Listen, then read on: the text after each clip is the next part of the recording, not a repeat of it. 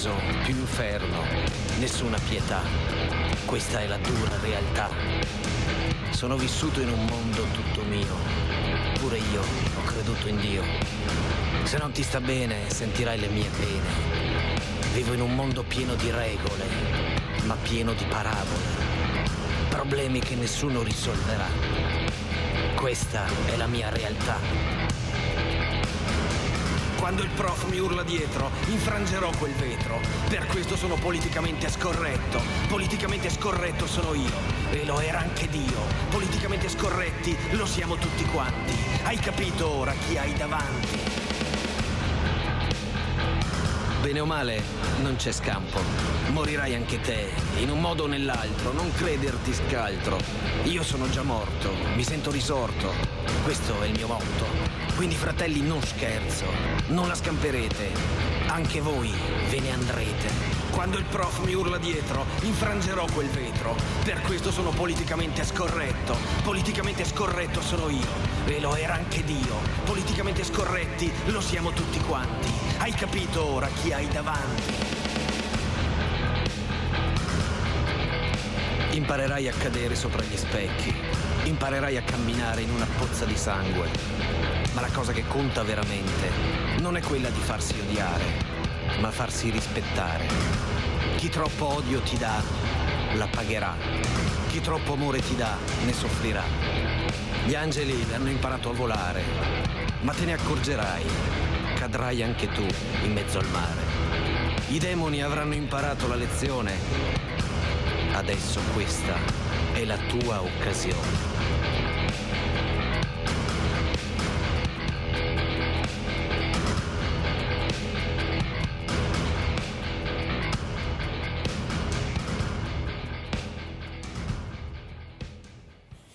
E diamo sempre spazio a questi ragazzi che non ci sono più, perché bisogna ricordare queste famiglie che stanno cercando in tutti i modi di avere giustizia, di avere la certezza della pena, ma di certezza della pena non se ne parla assolutamente, neanche di omicidio sul lavoro. Avete sentito il ministro Nordio cosa ha detto ieri, non se ne parla assolutamente. Non so dove vorrà andare a parare la giustizia con queste sentenze che sicuro per i familiari sono delle trafitte al cuore incredibili. Non è possibile continuare così, però purtroppo così gira al momento. Vedremo con le prossime elezioni se ci sarà veramente un sveglia Veneti o se continueranno a votare i soliti noti. Poi non lamentatevi se qualcosa non gira come volete, perché se continuate così, questo è il giro di valzer che vi aspetterà, solo dritto, niente rovescio. Ne parleremo questa mattina con Gianluca Forcolin, assessore al bilancio San Donà di Piave, Forza Italia, e abbiamo anche collegato da Conegliano il dottor Giuseppe Losego, presidente Ordine dei Farmacisti della provincia di Treviso. Parleremo di farmaci. Buongiorno. Buongiorno dottore, grazie di essere qui anche lei, perché è importante sapere come stanno veramente le cose, perché i medici ospedalieri che ho avuto anche in questi giorni, anche i primari, dicono che in ospedale non c'è nessun problema. Il problema è purtroppo è nelle farmacie, ma sentiremo. Però grazie dottor Losego. Allora io inizierei proprio con Gianluca Forcolin, assessore al bilancio San Donà di Piave, forse uno degli assessorati più importanti, perché SCEI, e questi bilanci che purtroppo i sindaci fanno fatica con la coperta corta che hanno a resistere, però se la mettono tutta, bisogna dire la verità. Abbiamo anche dei bravissimi sindaci e sindache. Allora, com'è la situazione, Forcolin, in questo momento dove la politica pensa molto alle poltrone? Voi non avete idea sottoterra come stanno lavorando, scambi, io ti do questo ma tu mi devi dare quello. Certo, quello che appare non lo conosceremo mai, perché loro fanno vedere che litigano, ma è solo uno scambio di poltrone e di voti e di favori. Lei è in politica da una vita, Forcolin è ritornato, non è sceso, è salito, perché era sceso, adesso è salito. Com'è la situazione? Ma diciamo che come dici te Mirella, la situazione a livello poi nazionale della politica la vediamo sulla stampa, la vediamo sui telegiornali, la vediamo sui media tutti i giorni, c'è un forte dibattito rispetto soprattutto al terzo mandato, alle questioni dei governatori, alle questioni nazionali, ma è anche un po' di febbre da campagna elettorale per le europee, diciamocelo pure, perché la campagna elettorale per le europee sarà poi il vero termometro che dovrà misurare le scelte future, quindi per rimanere nel nostro Veneto sarà quello della Regione Veneto, sarà quello delle città metropolitane o province se torneranno dall'anno prossimo elettive, e quindi un dibattito politico che investe veramente tutti. Noi facciamo gli amministratori locali e quindi siamo in comune, io faccio l'assessore al bilancio e al personale ovviamente del comune, è un comune che ha 42.000 abitanti, quindi un comune importante, il 7° comune del Veneto, dopo i capoluoghi di provincia al netto di Belluno e Rovigo che sono superate ovviamente da San Donà e appena sotto di Chioggia. Quindi è un bel comune, ma come tutti gli amministratori locali sono in trincea e in difficoltà, perché si tratta di gestire dei bilanci esigui che hanno poche risorse, si cerca di ottimizzarli e di fatto diventiamo quasi più che amministratori imprenditori del nostro comune, nel senso che cerchiamo di trovare quelle leve di entrata e raschiando il barile nel ridurre le spese per dar modo appunto ai cittadini di ottenere una serie di servizi senza mettere nelle tasche dei cittadini stessi l'aumento della pressione fiscale o tributaria. Questo è quanto fanno tutti gli amministratori, i colleghi sindaci, insomma quello che cercano di darsi da fare. A parte qualcuno che ha aumentato l'IRPEF, ma perché non ce la faceva? Qualcuno ha aumentato l'IRPEF, ha aumentato l'IMU, magari sui fabbricati commerciali eccetera, sui quali avrei qualcosa da dire, perché se dobbiamo dare una mano all'impresa perché poi crei l'occupazione eccetera, dovremmo cercare di evitare l'imposizione tributaria e quindi anche le imposte ai nostri commercianti e imprenditori. Però è altrettanto vero che i bilanci sono veramente a lacrime e sangue e nel post pandemia, nel post Covid, adesso c'è anche una richiesta di ristoro di tutte quelle somme che sono state erogate e che magari non sono state poi utilizzate per motivi diversi nei territori, quindi dovranno essere anche ritornate in 4 esercizi successivi, quindi in 4 anni al governo centrale. Quindi è una battaglia, siamo in trincea e soprattutto dobbiamo dare risposte a quel mondo dell'associazionismo che è molto importante. Io sono anche fortunato ad avere questa delega perché ho la fortuna di incontrare le centinaia di associazioni che ci sono presenti nel territorio, prevalentemente del terzo settore, quindi del sociale, del volontariato eccetera, che sono un elemento preziosissimo all'interno delle nostre comunità. A volte provo a chiudere gli occhi e a pensare alla macchina fredda dell'amministrazione comunale, con la politica, con i propri uomini, con le proprie risorse, ma senza quel cuore pulsante che mettono a disposizione i cittadini quando sono parte integrante di un'associazione magari di volontariato che aiuta le famiglie che sono in difficoltà eccetera. Noi ne abbiamo tante e siamo orgogliosi di questi perché diamo un moltiplicatore enorme, con poche risorse si danno risposte importanti ai cittadini, quindi anche questi sono elementi della buona amministrazione, saper usare assieme pubblico e privato e ovviamente libero cittadino che mette a disposizione il proprio tempo, la propria passione per dare sollievo a chi invece oggi non se la passa bene. Dall'altra parte invece potenziare quello che è il motore economico del nostro territorio, lo dice spesso il governatore Zaia, la regione Veneto come prima azienda è il turismo, noi abbiamo la fortuna di avere una regione che è bellissima in ogni angolo. L'Italia è bellissima. L'Italia è bellissima e all'interno dell'Italia il Veneto è bellissimo perché secondo me è patrimonio dell'UNESCO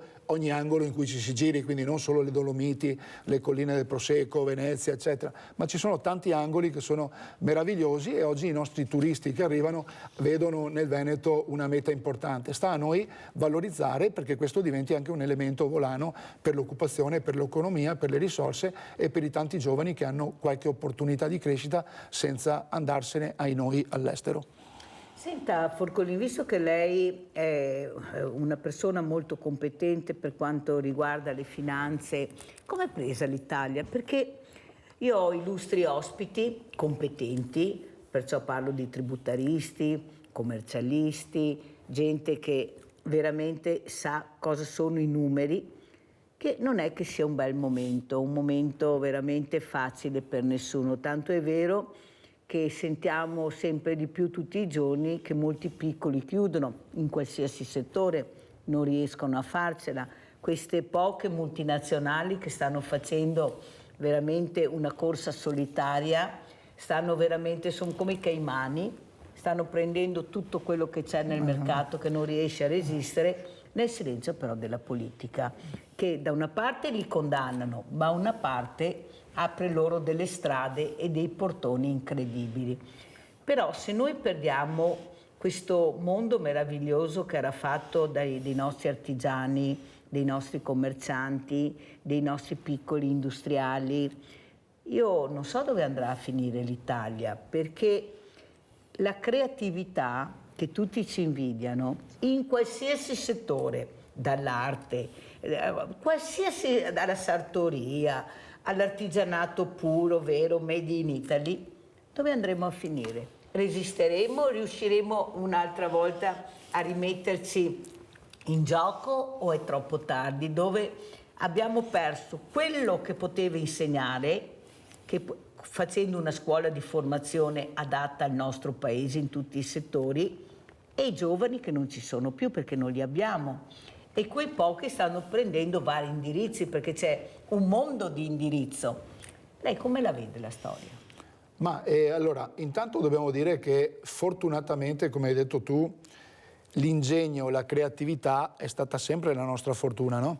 Perché a differenza di altri paesi dove le cineserie, dove le brutte copie arrivano in tempo zero, la creatività del nostro artigianato locale, del nostro manifatturiero, delle nostre aziende che sono micro imprese, perché ricordiamolo che oltre il 90% delle nostre aziende è sotto i 10 dipendenti, quindi sono praticamente familiari, però questo è il valore aggiunto che ha sempre dato i risultati importanti per la famosa locomotiva del Nord-Est, per quanti anni ce la siamo detta, del mondo delle partite IVA, eccetera. Che trainava il paese. Che trainava il paese, esatto, che se ne dica altro che il nero, il sommerso, eccetera. Ha trainato il paese per decenni e decenni, e quindi questo è il nostro valore aggiunto e la nostra creatività, che oggi si traduce anche nel mondo, come dicevo prima, del turismo, perché abbiamo la fortuna di avere grandi aziende che lavorano attorno a questo, e il Made in Italy, la sartoria, l'enogastronomia, tutti i temi sui quali noi andiamo assolutamente orgogliosi.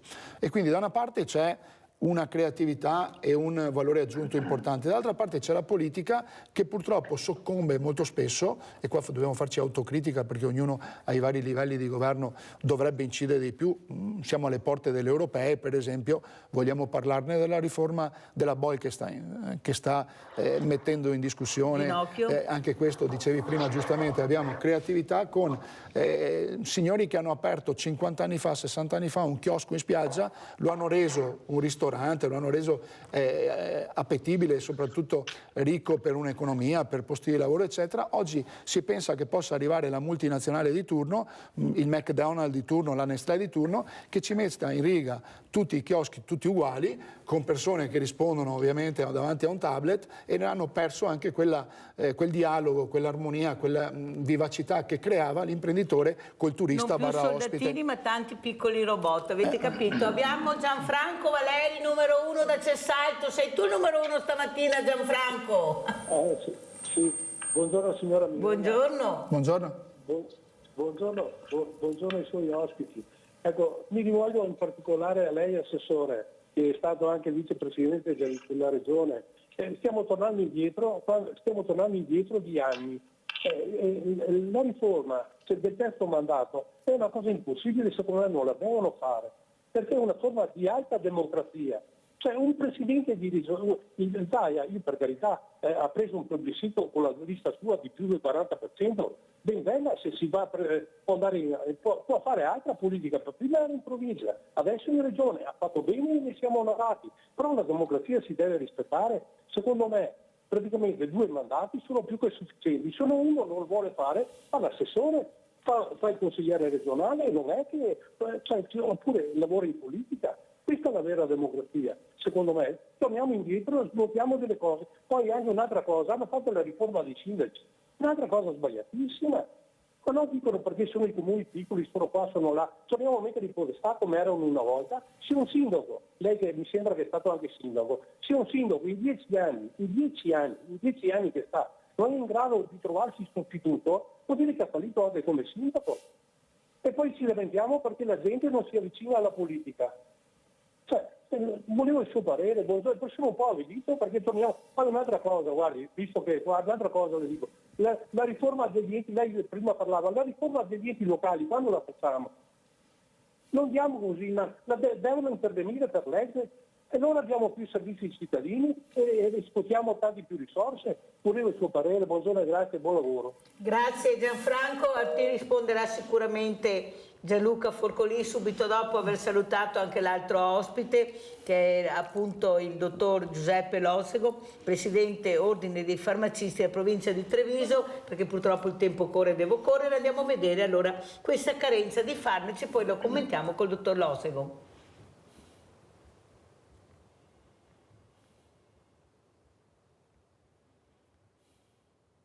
Non ci siamo mai trovati in questa situazione pre-pandemia, vuol dire 19, 18, 17, 16. Ad esclusione degli anni del Covid, quando le forniture di alcuni farmaci erano rese complicate proprio dalle richieste legate alla pandemia, è la prima volta che si verifica un problema di approvvigionamento come questo. La carenza, legata il più delle volte alle tensioni internazionali che coinvolgono quei paesi che producono i principi attivi contenuti nei medicinali, ad oggi riguarda soprattutto alcuni farmaci per il diabete come il Lumalog, per le pancreatiti come il Creon o il Vimpat per l'epilessia. Sta mancando, è sia carente che indisponibile.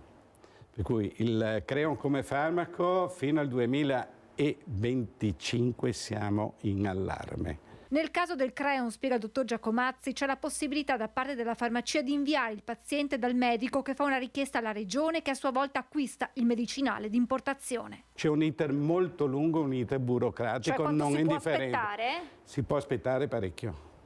E se no, bisogna fare gli ordini diretti alla ditta importatrice, ma che non è detto che lei sia tutti i momenti rifornita. Alla carenza si aggiunge un problema di indisponibilità legata spesso ai bassi costi di alcuni medicinali. Avendo costo di farmaci molto bassi, automaticamente questi vanno all'estero. E noi ci troviamo, come nel periodo della pandemia, che avevamo bisogno della mossicillina e anche dello streptococco, per cui abbiamo avuto problemi, perché noi esportavamo. E non ce li tenevamo per noi? Bravissima. Cosa succedeva? Che abbiamo sempre un parallel trader in cui vanno fuori questi farmaci, che è sbagliatissimo. Prima riforniamo l'Italia e dopo... Da Farmacie Unite, un duplice appello ai pazienti. Quando il farmacista nella carenza dice guardi che c'è la possibilità di sostituire il farmaco che è uguale, analogo, che si fidi di quello che dice il collega. Cerchiamo di non fare incetta di farmaci perché c'è anche tanta gente che ne ha bisogno. Allora sentiamo, dottor Losego, com'è la situazione? Prego. Sì, buongiorno a tutti. Signora Mirella, la situazione è come dalle immagini che abbiamo appena potuto vedere, effettivamente confermo che siamo sempre molto allertati su questa situazione di carenza di farmaci. I farmaci che citava prima il collega Giacomazzi sono farmaci importanti, farmaci salvavita, farmaci che purtroppo il paziente con grande difficoltà riesce a reperire. La farmacia ha il ruolo fondamentale di informare il paziente, di cercare di risolvere qualsiasi suo problema, e questo è uno dei grossi problemi del paziente, e di cercare una sostituzione del farmaco, per cui effettivamente in questo periodo siamo molto allertati ed impegnati nel sostituire, sempre all'interno ovviamente dello stesso principio attivo del farmaco, di sostituire ed avere lo stesso risultato con altre soluzioni. Oppure ci sono anche nella provincia di Treviso abbastanza farmacie che producono loro stesse i prodotti, alcuni farmaci che sono preparabili in maniera galenica all'interno della farmacia. Ecco, questo è il modo più importante e il segnale più importante che noi vogliamo dare, cioè di non demordere qualora un farmaco mancasse, e qualora ci fosse veramente poi l'impossibilità di trovarlo in tutti i modi, è fondamentale il consolidato dialogo e rapporto del farmacista col medico di base in questo caso, oppure ospedaliero, per concertare insieme una terapia sostitutiva, una terapia che possa sostituire il farmaco, che purtroppo farmaci continuano ad essere mancati sul mercato nazionale ed internazionale. Molto chiaro, dottore, la ringrazio, perché anche a casa devono capire com'è la situazione. Abbiamo Rinaldo da Venezia in linea. Vai Rinaldo. Ciao Mirella e buongiorno Ciao. a tutti. Buongiorno. Innanzitutto la politica fa schifo, perché si interessa solo di affari suoi. Adesso che c'è elezione, più di politica ne parla, va a Salvini, e va con i russi, e va di qua, e va di là. E voglio ricordare i veneti, noi altri, cari veneti, ricordiamoci che Gerimo è serenissima, non Gerimo un piccolo pallino, Gerimo serenissima che ha insegnato a vivere al mondo, perché nel 500 a Roma c'era 100 tipografie, a Firenze 50 e a Venezia 300. Dunque, e la letteratura, la storia, l'abbiamo divulgata negli altri veneti, e tutto il Veneto. Abbiamo di tutto, dagli orafi, gli scultori, pittori, inventori. Noi eravamo appena arrivati. E più, era una lingua il Veneto una volta, una lingua. Tanto è vero, in Brasile, in Rio Grande del Sul, che ne sarà 50 milioni di veneti che si tramandati già nati là. E parla ancora il Veneto. E ora, non siamo una roba qualunque, siamo serenissima. Innanzi al signor Salvini dalle bandiere di San Marco vi giocava via, perché non va niente che vede con Venezia, e qua è serenissima. Con quel sistema che va in cerca di fare il ponte di Messina e non avevamo neanche le medicine, perché dopo tutti questi problemi anche delle medicine ricade sulla povera gente. Uno per la grana non gli interessa niente, perché noi altri parliamo di tante robe, ma quello che tira avanti il mondo, gli schei, non gli interessa a nessuno. Dopo fa vedere chi aiuta il povero disgraziato, questo e quello. Non ti parlo di chi, perché se non ne fosse gli altri sarebbe ancora peso. E questa è la vita, capito? L'unica roba che avremo non è paura è il tempo, perché il tempo passa per tutti. Non ti duri come i pappagalli 150 anni. Cos'è ora ti parti? E ora se ti dà un po' che fa anche, adesso che ti sei vecchio, fa del bene, che una volta che ti ha fatto il bene, non ti occorre neanche il giorno per dormire, perché ti dormi volentieri, tranquillo. Ciao Mirella e buongiorno ai tuoi ospiti. Grazie Rinaldo. Rispondiamo anche Forcolì, sia Gianfranco Valeri da Cessalto, appunto riforma del terzo settore e altro. Prego. Sì, intanto a Cessalto hanno un bravo sindaco.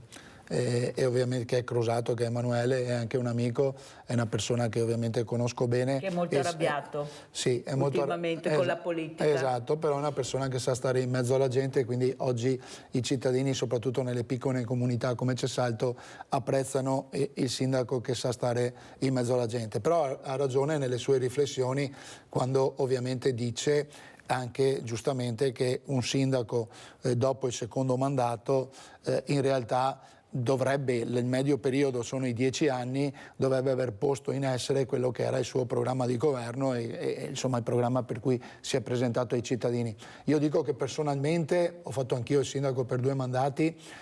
Penso che ci sia quasi la necessità dopo 10 anni di avere un ricambio, no? Ma un ricambio perché magari arriva qualcuno che mette nuova linfa, mette nuove energie, mette nuovo spirito, nuova carica, magari che un sindaco può aver anche esaurito lungo il suo percorso. Quindi non deve diventare un lavoro, perché il sindaco se diventa un lavoro allora è un'altra cosa, ma siccome il sindaco è un servizio che metti a disposizione per la comunità con le tue idee, i tuoi progetti, i tuoi programmi, credo che quando hai finito i tuoi programmi sia giusto e corretto che insomma i cittadini possano anche guardare oltre con nuovi stimoli, ripeto, e se arriva qualcuno che è più carico di te, che hai già scaricato quella che è stata la tua energia, il tuo impegno nei 10 anni, ben venga, per cui questo vale per i sindaci, ma vale anche per le altre cariche. Credo che se uno è un bravo amministratore, un bravo politico, ha comunque la possibilità di continuare il suo mandato anche con altri incarichi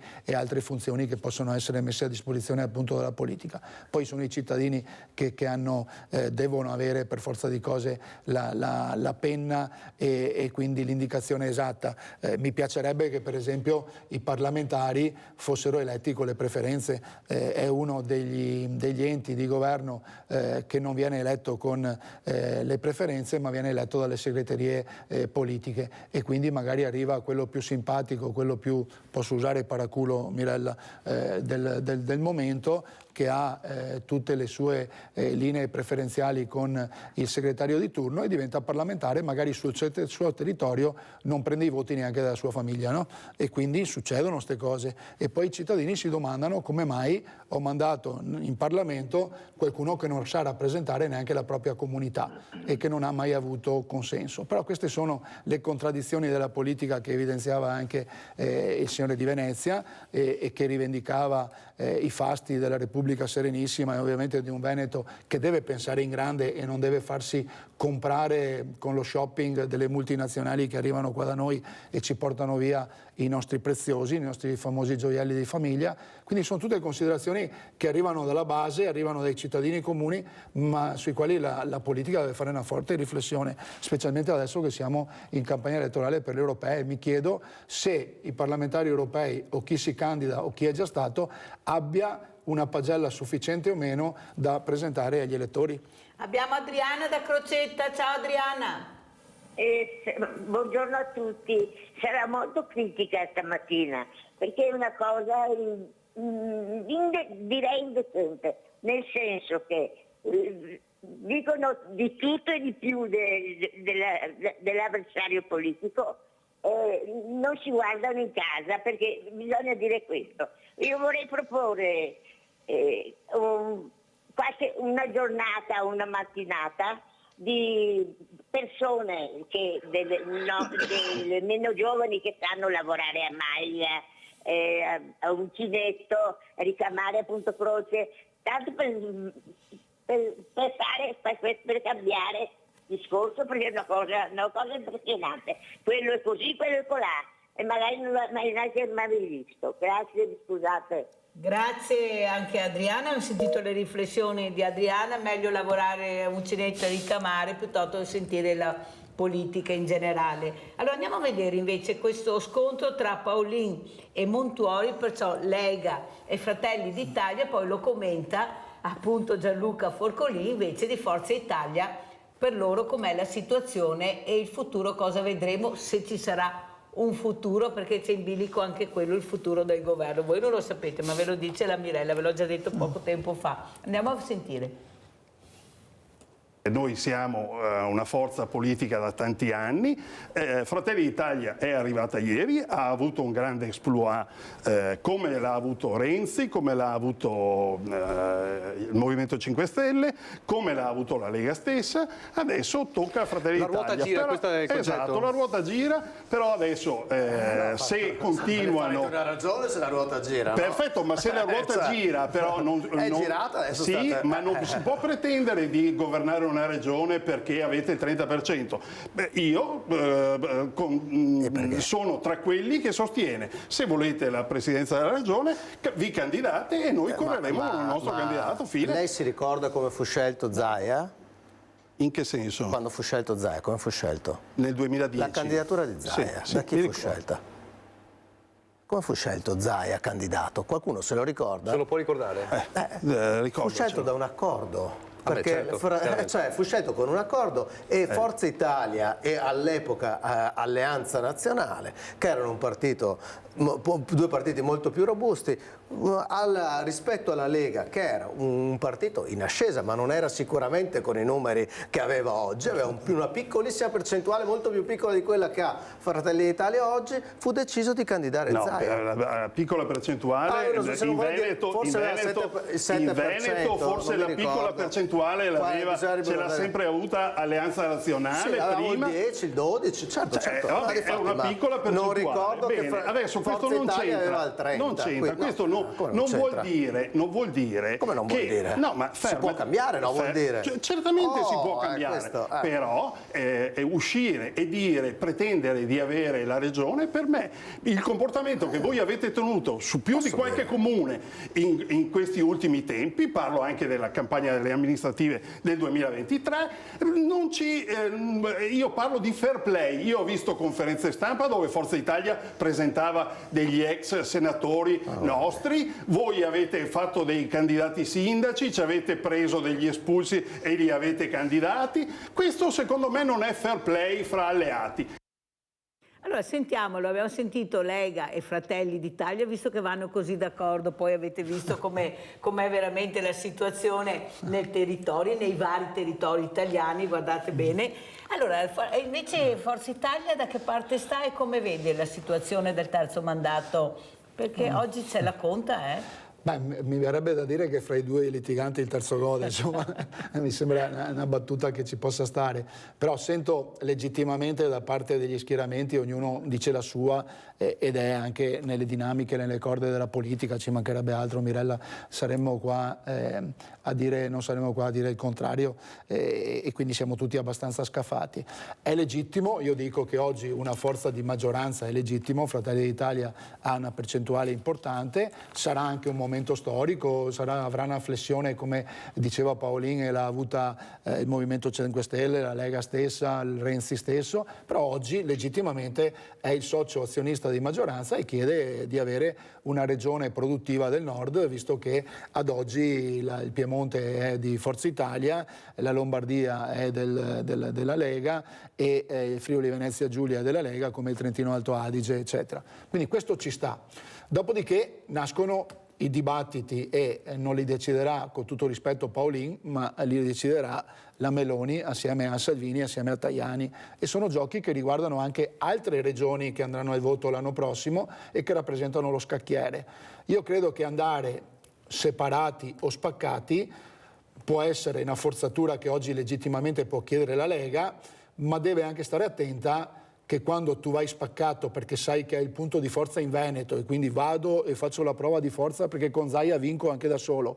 Sì, qualcuno potrebbe dirti ti faccio mancare la maggioranza in Lombardia, in Friuli Venezia Giulia o da altre parti dove invece la forza di Forza Italia, di Fratelli d'Italia è importante nella tenuta della maggioranza. Quindi bisogna stare anche attenti a questi giochetti, perché le prove di forza dove hai solo i numeri ma poi sei nudo e debole da altre parti arrivano fino a un certo punto. Quindi sto dibattito è bello, mi appassiona, ma poi i conti li farà qualcun altro seduto a Roma rispetto a questi temi qua. Senta Forcolin, ma lei che è stato tanti anni della Lega, è stato vicepresidente in regione, come mai la Lega ha perso tutti questi numeri? Perché io lo chiedo molte volte ai nostri ospiti, cioè qualcuno dice tipo Paolin, noi siamo forti e abbiamo uno zoccolo duro. Ma non è che non sia più come una volta questo zoccolo duro, perché fanno i conti prima dell'oste. Cioè, attenzione, perché i numeri impensabile che Fratelli d'Italia riuscisse ad arrivare, io dico sempre che il Tevere ha passato il Po e anche il Piave ed è arrivato qua perché i numeri sono numeri, non è che li puoi cancellare. Secondo lei qual è stata la politica? È stato quando Salvini ha deciso di far cadere anche il secondo governo Conte, anche se qualcuno dice non è così, ma la storia è storia, cioè non è che si possa... Ecco, ha fatto cadere il governo Draghi, molti veramente persone, anche industriali stessi, ecco, non l'hanno ancora digerita perché vedevano in Draghi un riformatore della politica a livello europeo e a livello mondiale, un conoscitore delle carte da giocare anche in Europa. Lei cosa dice? Ma dico che la Lega, e io sono stato in Lega per 30 anni, per 30 anni, ha perso quello che era il suo DNA, quello che era il suo core business.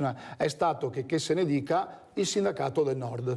Si chiamava Lega Nord, era il sindacato del Nord. Le piccole e medie imprese in particolare, ma anche le famiglie, votavano la Lega come il riferimento almeno territoriale a difesa dei propri interessi. Quindi per tanti anni ovviamente è stato questo, e Enrico Nord-Est è arrivato al 33%, 34% di voto Lega, proprio perché credevano in questo sindacato.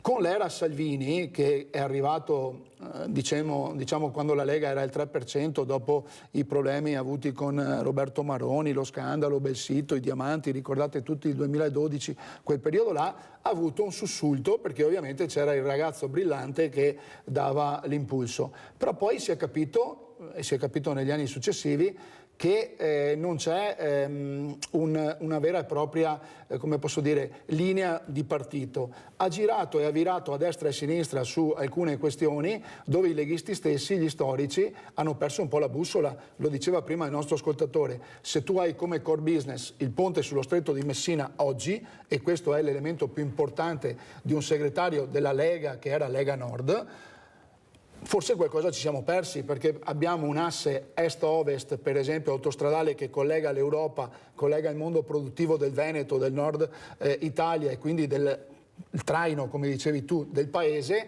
e invece noi stiamo pensando a delle infrastrutture che sono legate solamente a degli investimenti, e secondo me, anche lo dico personalmente, a dello sperpero di denaro pubblico, perché se poi non colleghiamo agli investimenti anche le utilità e quindi la crescita socio-economica, abbiamo solo fatto il ponte senza strutture. Quindi la Lega ha perso i riferimenti che aveva, e soprattutto ha perso quel stare in mezzo alla gente che era quello dei mercati rionali, dei gazebo, eccetera.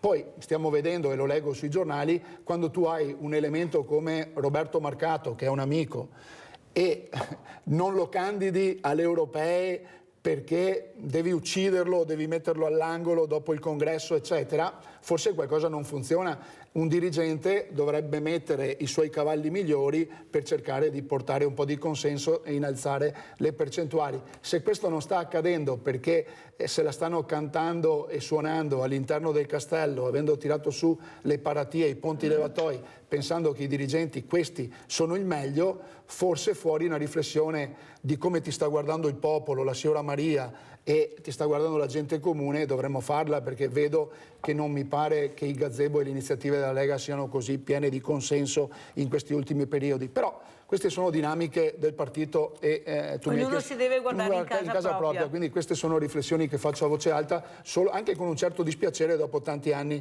dentro là. Però, come si suol dire, il pesce puzza sempre dalla testa, no? E se questo è il segretario, qualche dinamica poi a cascata anche in Veneto la stiamo vedendo, e la stiamo vedendo in negativo per loro. Ben venga, perché vuol dire che se Forza Italia sarà in grado di creare classe dirigente capace di muovere il consenso, c'è una prateria, soprattutto in una regione, lo ricordiamo sempre, come il Veneto, che era la culla della DC. E con l'astensione appunto e con l'astensione al 50% potremmo creare delle dinamiche diverse. Noi abbiamo classe dirigente, noi abbiamo dei bravi amministratori, quindi al di là delle beghe fra Lega e Fratelli d'Italia ci poniamo al centro del dibattito. Pubblicità.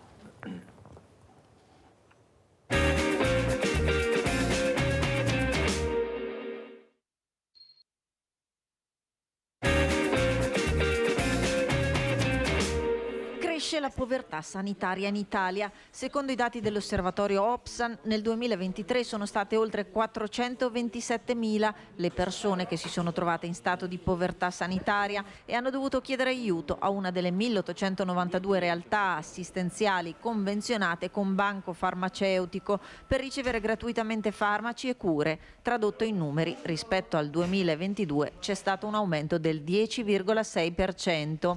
Per far fronte a questa difficoltà, da martedì 6 a lunedì 12 febbraio in 56 farmacie della provincia di Vicenza sarà possibile aderire alla giornata di raccolta del farmaco, organizzata in tutta Italia dalla Fondazione Banco Farmaceutico con il sostegno di Federfarma.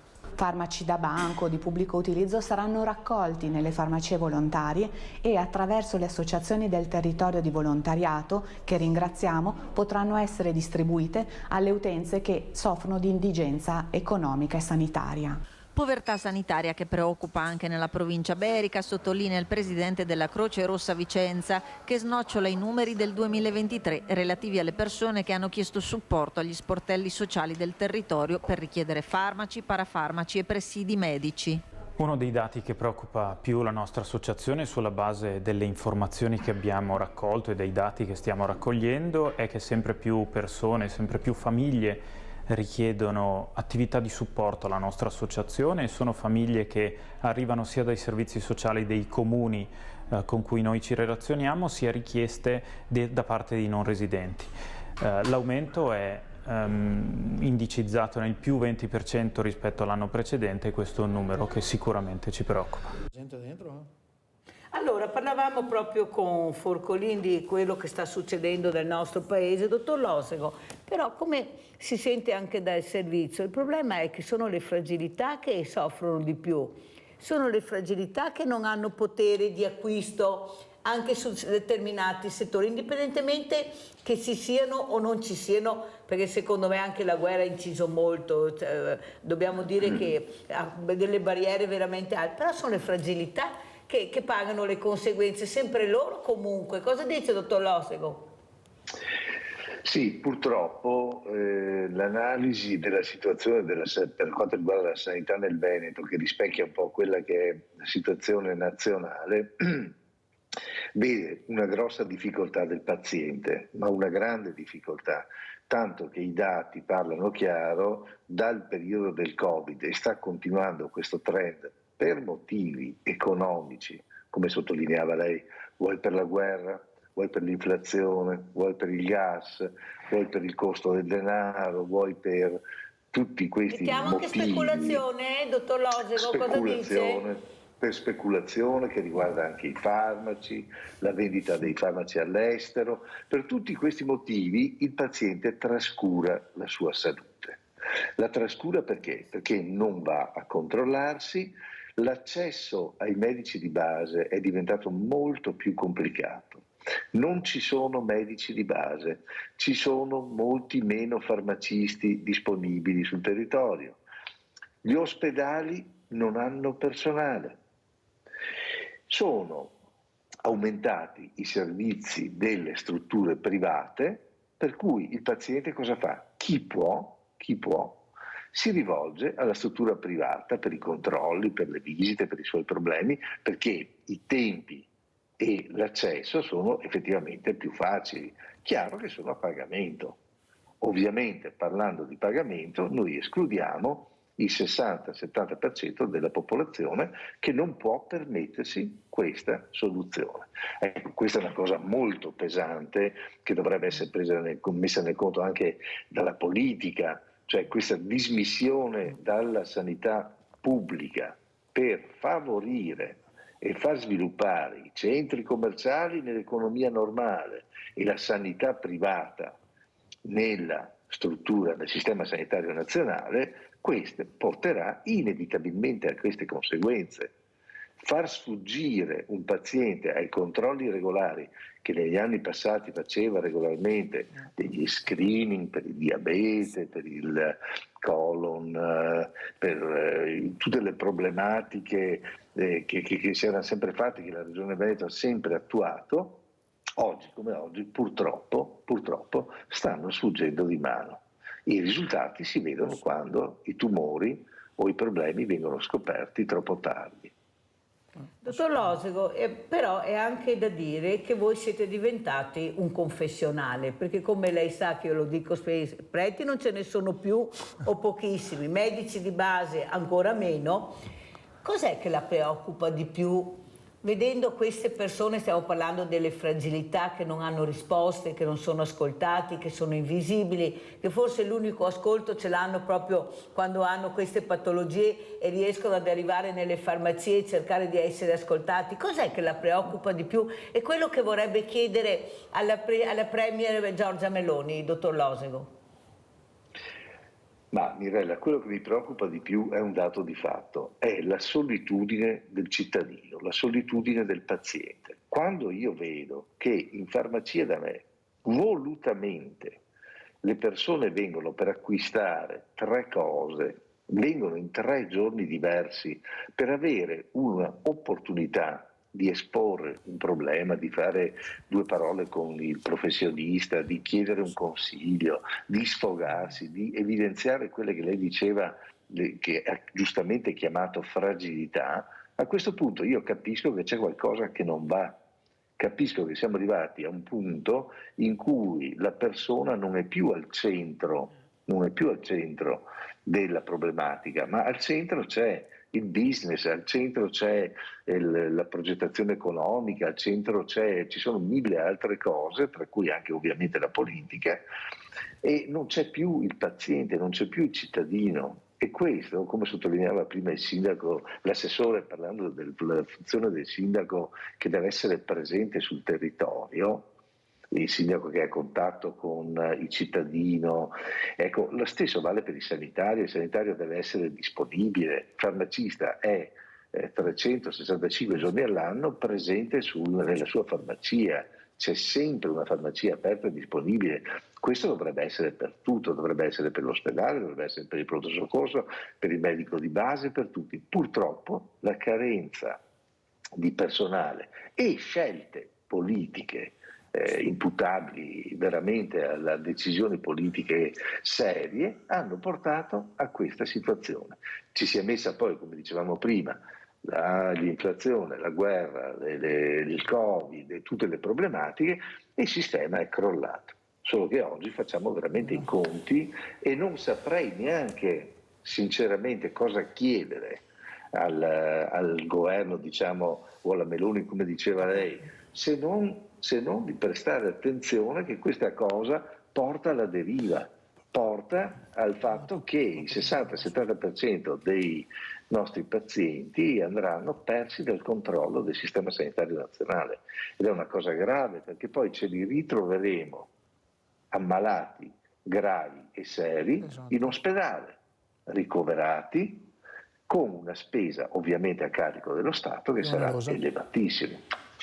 Cioè, l'ha detto il dottor Giuseppe Losego, presidente Ordine dei farmacisti della provincia di Treviso, perciò un addetto ai lavori. Allora, Forcolin, come commenta queste parole anche, diciamo, anche un po' rassegnate, diciamo, del dottor Losego, perché le fragilità sono quelle che poi ne pagano le conseguenze? No, ma io ho ascoltato con attenzione e condivido quello che ha detto il dottor Losego, soprattutto sulla situazione contingente. Cioè, non lo dice lui e non lo dice Forcolin, lo dice l'Organizzazione Mondiale sulla Sanità. Se la politica non investe almeno il 6,5% del proprio PIL per le politiche sanitarie, è un paese che è destinato a morire, perché si perde anche la propensione di curarsi. E giustamente il dottor Losego prima diceva: quando mi arrivano in 3 giorni diversi con 3 ricette per avere un front office e un confronto, vuol dire che si è perso già un controllo che doveva essere quello del medico di base, e abbiamo visto con lo standard dei 1500 pazienti, 1800, abbiamo continuamente la ricerca dei sindaci che vanno dal direttore generale per cercare di mettere insieme le forze per unire e dare una risposta ai propri cittadini, che per fortuna sono longevi, abbiamo un popolo che sta alzando ovviamente la qualità della vita, ma è un popolo che invecchia, e quindi giustamente, se da una parte le politiche sanitarie sono quelle di ridurre alle acuzie il ricovero ospedaliero, ormai stiamo parlando di 2 giorni e mezzo di media nazionale per il ricovero, e poi, come diceva il dottore, giustamente portiamo in avanti questa propensione e aumenteremo le difficoltà di chi dovrà essere curato, alziamo di sicuro quella che è la spesa sanitaria.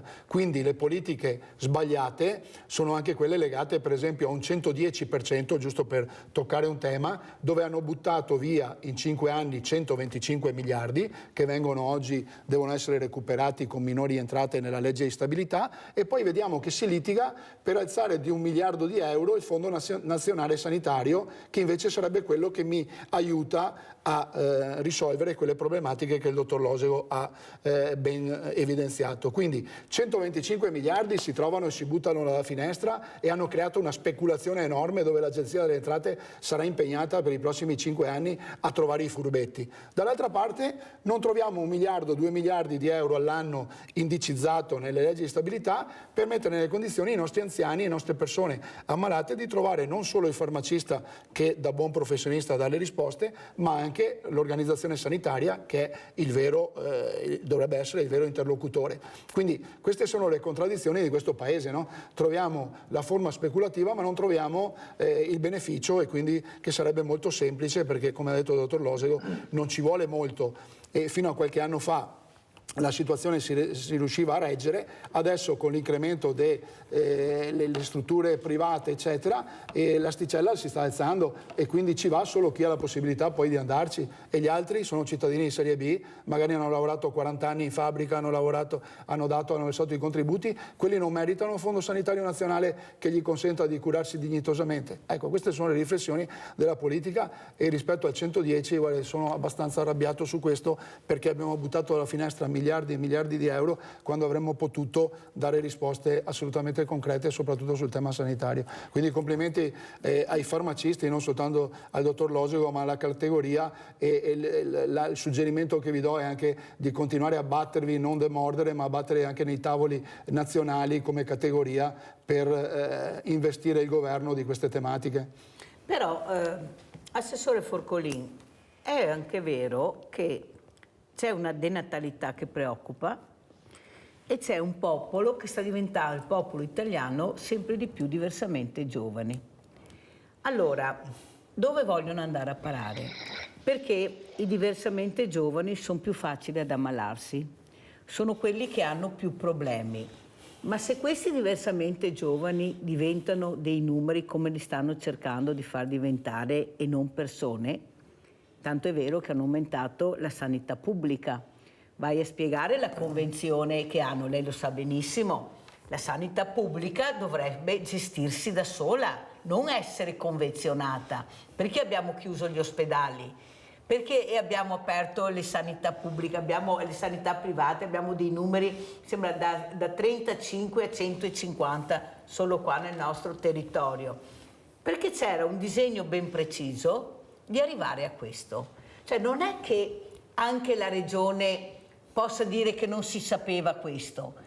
I numeri sono numeri, le date di nascita sono date di nascita, le pensioni, che i medici che sarebbero andati in pensione si sapevano benissimo, non da ieri bastava schiacciare un bottone. La carenza di medici si sapeva benissimo dappertutto. Allora c'è qualcosa che non torna. Perché questo cittadino fragile che abbiamo anche cercato di ricordare, sono tantissimi, non quelli ricchi, quelli che stanno male, che hanno fragilità, non riescono più a curarsi. Dove andremo a parare? Cioè, qual è il futuro? Io non riesco a capire l'obiettivo. Cioè, perché questi pensano di essere eterni.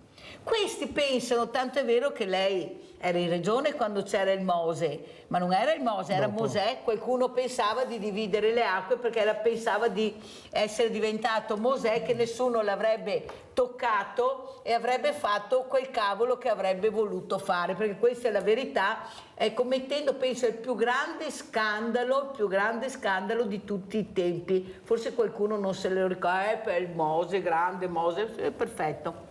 Perché la storia noi purtroppo ce la dimentichiamo. Ma dove andiamo a parare, Forcolini? Non abbiamo più giovani, abbiamo sempre di più popolazione diversamente giovane che non sa curarsi, si ammala sempre di più. Gli ospedali non sono ricettivi, vediamo che il dottor Benazzi per aprire la cittadella della salute quanta fatica sta facendo, che rimane in continuazione, perché ho la struttura ma se non ho i numeri da mettere dentro come faccio ad aprirla? I numeri che non arrivano perché non ci sono, è là che io non riesco a capire dove voglia arrivare e parare la politica.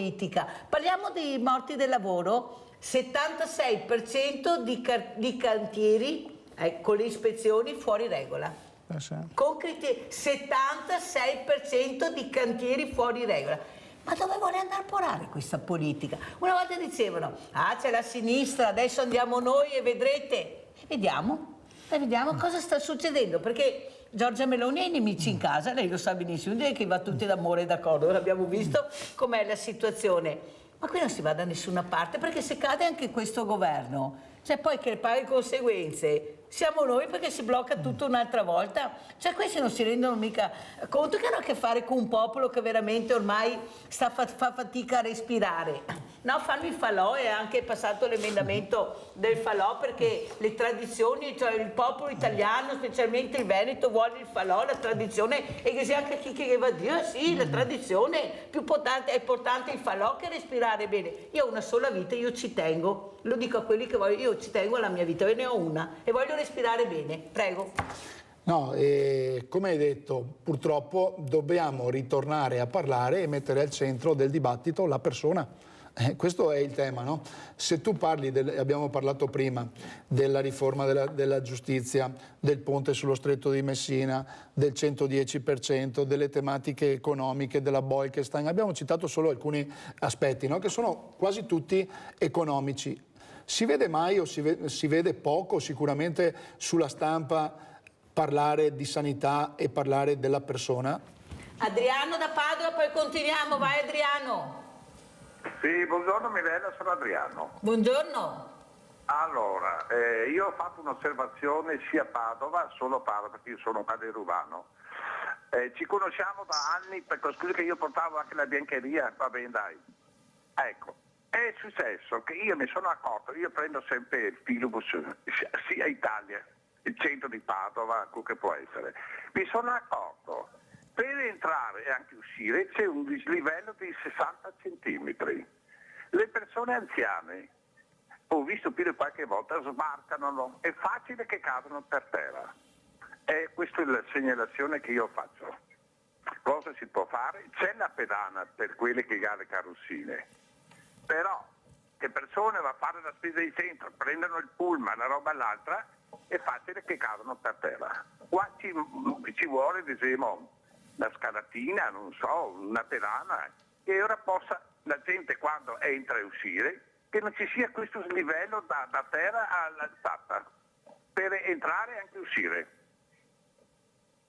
Tutto qua. Grazie Adriano. Allora Adriano, a parte che dovresti chiamare anche la polizia municipale in questo caso, forse più di Sveglia Veneti, ma per far capire quali sono i problemi del cittadino che esce al mattino, di sicuro non si ricorda di Salvini, della Meloni, di Tosi, non si ricorda di niente, ma si ricorda del problema che ha. E che sono tanti problemi. Cosa dice dottor Losico? Ecco, questa è la risposta del cittadino. Voi parlate di politica, io vi dico invece che quando esco da casa trovo questo, non so a chi rivolgere, chiama Sveglia Veneti, come succede quasi sempre. Prego dottore.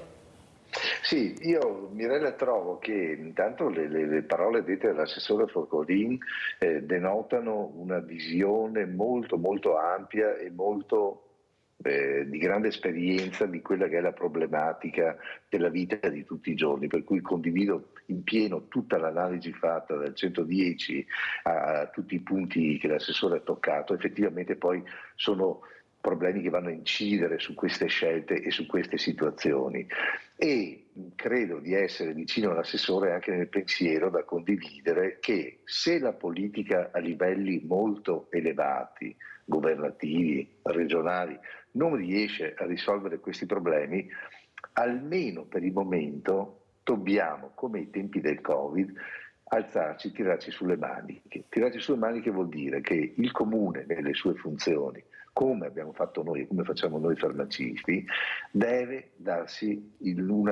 una mano il più possibile a questi pazienti, cercare di capire le fragilità, sposare proprio anche a livello locale, cittadino e a livello provinciale, con gli ordini, con quello che si può fare, con le iniziative, come si parlava prima, del banco farmaceutico, della raccolta di farmaci, di far collaborare, parlo dei farmacisti, col comune, in modo da dare incontro il più possibile alle persone indigenti, a chi ha una problematica. Ecco, cercare di darci una mano localmente per sopperire quelle che sono le carenze nazionali, in attesa che si possa avere un cambiamento, un qualcosa anche a livello europeo, che possa dare un segnale di ripresa di questa visione del cittadino al centro del progetto, almeno localmente portare avanti, come mi sembra sia nella funzione dell'assessore e nelle idee che ha esposto, una massima attenzione da parte dei sindaci e da parte dei comuni ad ascoltare le esigenze della popolazione e, come facciamo, cerchiamo di fare noi quotidianamente, di risolvere anche i piccoli problemi dei nostri cittadini. Abbiamo Giusy da Dosson, veloce, sono in chiusura. Giusy, ciao. Ciao Mirella, buongiorno ai tuoi ospiti. Ho sentito stamattina, Mirella, che siccome stanno bloccando i centri di queste città con le auto, perché qua, perché là, il periodo del lockdown, 3 volte lo sforamento, eravamo tutti a casa, non correva nessuno, è proprio la padana che è fatta così. Non si può dire no al panevin, no qua, no là, una volta all'anno che fanno il panevin. E no, non capisco questa cosa qua. Una signora di Roncade, 50 anni fa, è andata a Milano a servizio e mi diceva: guarda, quando c'è la nebbia qui a Milano non mi vedo neanche la borsa che ho appesa al braccio. Dunque non è da adesso che c'è la nebbia, che c'è questo, che c'è quello. Certamente le auto sono aumentate da 50 anni fa, però non devono dire che qua e che là, che devono bloccare tutti questi mezzi per andare al lavoro. Questo voglio dire. È il periodo del lockdown, 3 sforamenti c'era, eravamo tutti a casa con le auto. Vi ringrazio. Allora Giusy, il problema è che ognuno può fare le proprie riflessioni, però la tua libertà inizia dove inizia anche la mia. Se i ricercatori, se gli scienziati che vi porto qua, se gli epidemiologi, se i pediatri dicono che fanno male queste polveri sottili, e anche i panevi incidono molto in questo, perché non ce n'è uno, allora dobbiamo ascoltare la Giusy che vuole la tradizione, dice tanto il panevin non inquina tanto che se gli aerei, che se le macchine, che se i treni, non ne andiamo fuori da nessuna parte. Perché quando c'è il panevin l'aria è irrespirabile, questa è la verità, specialmente un'aria che entra in tutta la casa e guai a aprire le finestre, questa è la verità. Se qualcuno vuole il panevin, lo pensi, lo dica, però io sono anche libera di dire che vorrei respirare bene e che del panevin non me ne frega proprio niente se in quel momento abbiamo le polveri sottili che sono sopra la soglia. Se qualcuno pensa di prendere anche voti perché ci sono le Giusy e altre Giusy che vogliono il panevin e la tradizione più importante della sua salute, ognuno decida di fare quello che vuole. Forcolin. Ma per chiudere, allora intanto ringrazio ancora per gli importanti spunti del dottor Losego che ci ha dato e soprattutto l'impianto che ha voluto dare nel dire dobbiamo far squadra, no? Non è che siamo quelli che guardano sempre in casa degli altri, è colpa degli altri e quindi non è un problema mio, no? Se lo giochiamo ognuno di squadra, il comune, l'amministrazione comunale con le proprie strutture, i medici di base con la propria professionalità, il mondo dei farmacisti ovviamente anche con la loro organizzazione, perché poi contano anche nei tavoli romani e quindi è importante che arrivino questi tipi di messaggi. Stiamo facendo un bel gioco di squadra e quindi Mirella, grazie per queste occasioni anche di confronto.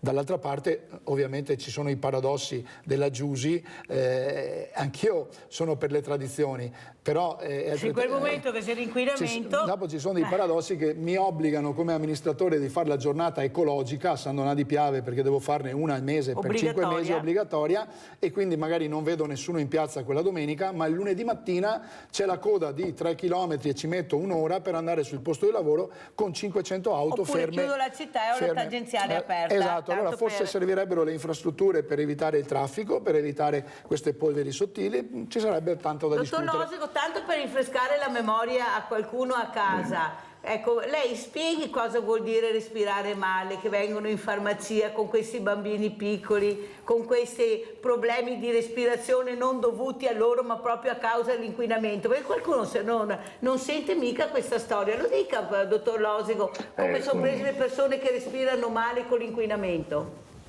Purtroppo è frequentissimo, le affezioni polmonari e bronchiali sono all'ordine del giorno e sono patologie delle quali ci si accorge poi magari in età più avanzata, per cui pian pianino questo respirare quest'aria contaminata porta a delle compromissioni a livello proprio polmonare e bronchiale che portano poi a problemi di asma, problemi in età più avanzata che complicano la vita poi per sempre, e quando si scoprono spesso è troppo tardi per curarle, per cui un po' di prevenzione, un po' di buonsenso, come stavate dicendo giustamente anche voi, un po' di capacità delle persone di scegliere i momenti giusti, di capire compatibilmente con l'inverno, con l'estate, evitare il più possibile di usare le auto quando non è necessario, cioè un po' di buon senso da parte di tutti aiuterebbe sicuramente a migliorare la salute e a dare anche un insegnamento ai nostri figli, perché ricordiamoci sempre che i nostri figli fanno quello che vedono fare dai genitori, cioè loro dicono: se mio papà e mia mamma fa questo vuol dire che è giusto.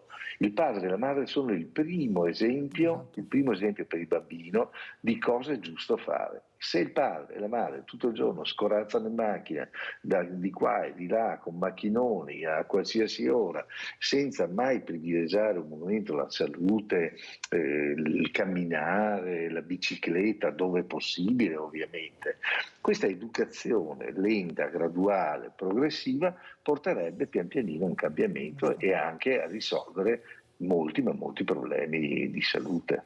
Ecco, ieri ho avuto la sindaca di Musile di Piave, Lega.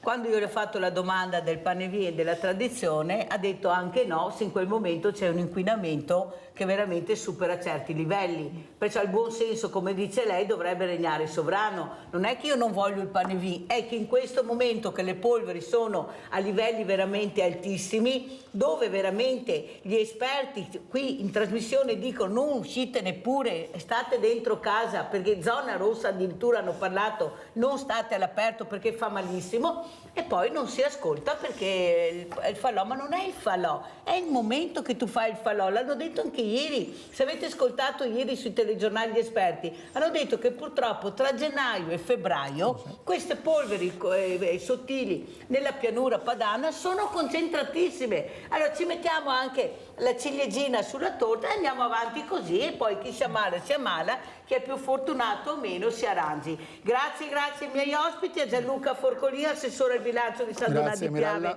Forza Italia, grazie al dottor Giuseppe Losego, presidente Ordine dei Farmacisti a Provincia di Treviso, di essere stati con noi. Grazie, pubblicità.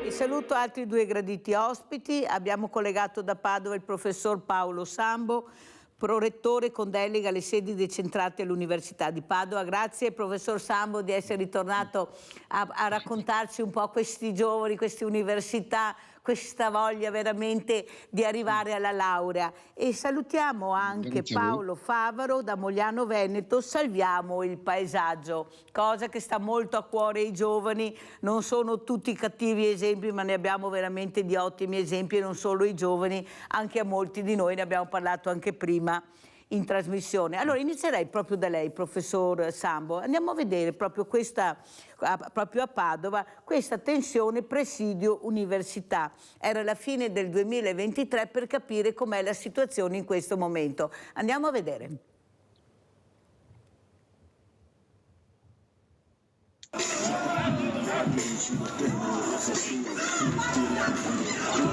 La protesta degli studenti ieri pomeriggio davanti al portone d'ingresso di Palazzo Bovis, momenti di tensione tra i manifestanti e gli agenti di polizia intervenuti con una carica di alleggerimento per impedire che gli universitari del collettivo Catai, assemblea di via Beato Pellegrino, entrassero nel cortile mentre era in corso la riunione del Senato accademico. Gli studenti in protesta chiedevano alla rettrice Daniela Mapelli di firmare un appello per il cessate il fuoco a Gaza. Il sit-in è continuato poi senza altri momenti di tensione. Gli studenti che hanno tentato di entrare all'interno della sede centrale dell'università però rischiano ora una denuncia per resistenza a pubblico ufficiale. Allora, professor Sambo, grazie di essere qui. La politica non interessa i giovani, i giovani non vogliono sentire parlare di politica, i giovani non vogliono lavorare. Invece io trovo che abbiamo dei giovani bravissimi, anche molto sensibili, anzi che veramente vogliono un futuro, anche che sia un futuro degno di questo nome, perché studiano, si impegnano, perché questa è la verità. Cosa ci dice, professor Sambo? Io sono pienamente d'accordo con lei sui nostri giovani. Voi avete mostrato nel servizio un episodio che tra l'altro non raggruppava tantissimi studenti, ma non è una questione di numeri. L'ha detto lei, agli studenti non interessa la politica, probabilmente ai giovani interessa la politica e all'università, che non può farsi portatore di un'idea politica o dell'altra. Detto questo, dei 74.000 studenti che ha quest'anno l'Università di Padova, sono tutti o per la maggior parte giovani interessati, bravi, che studiano e che concludono il loro percorso di studi nei tempi definiti.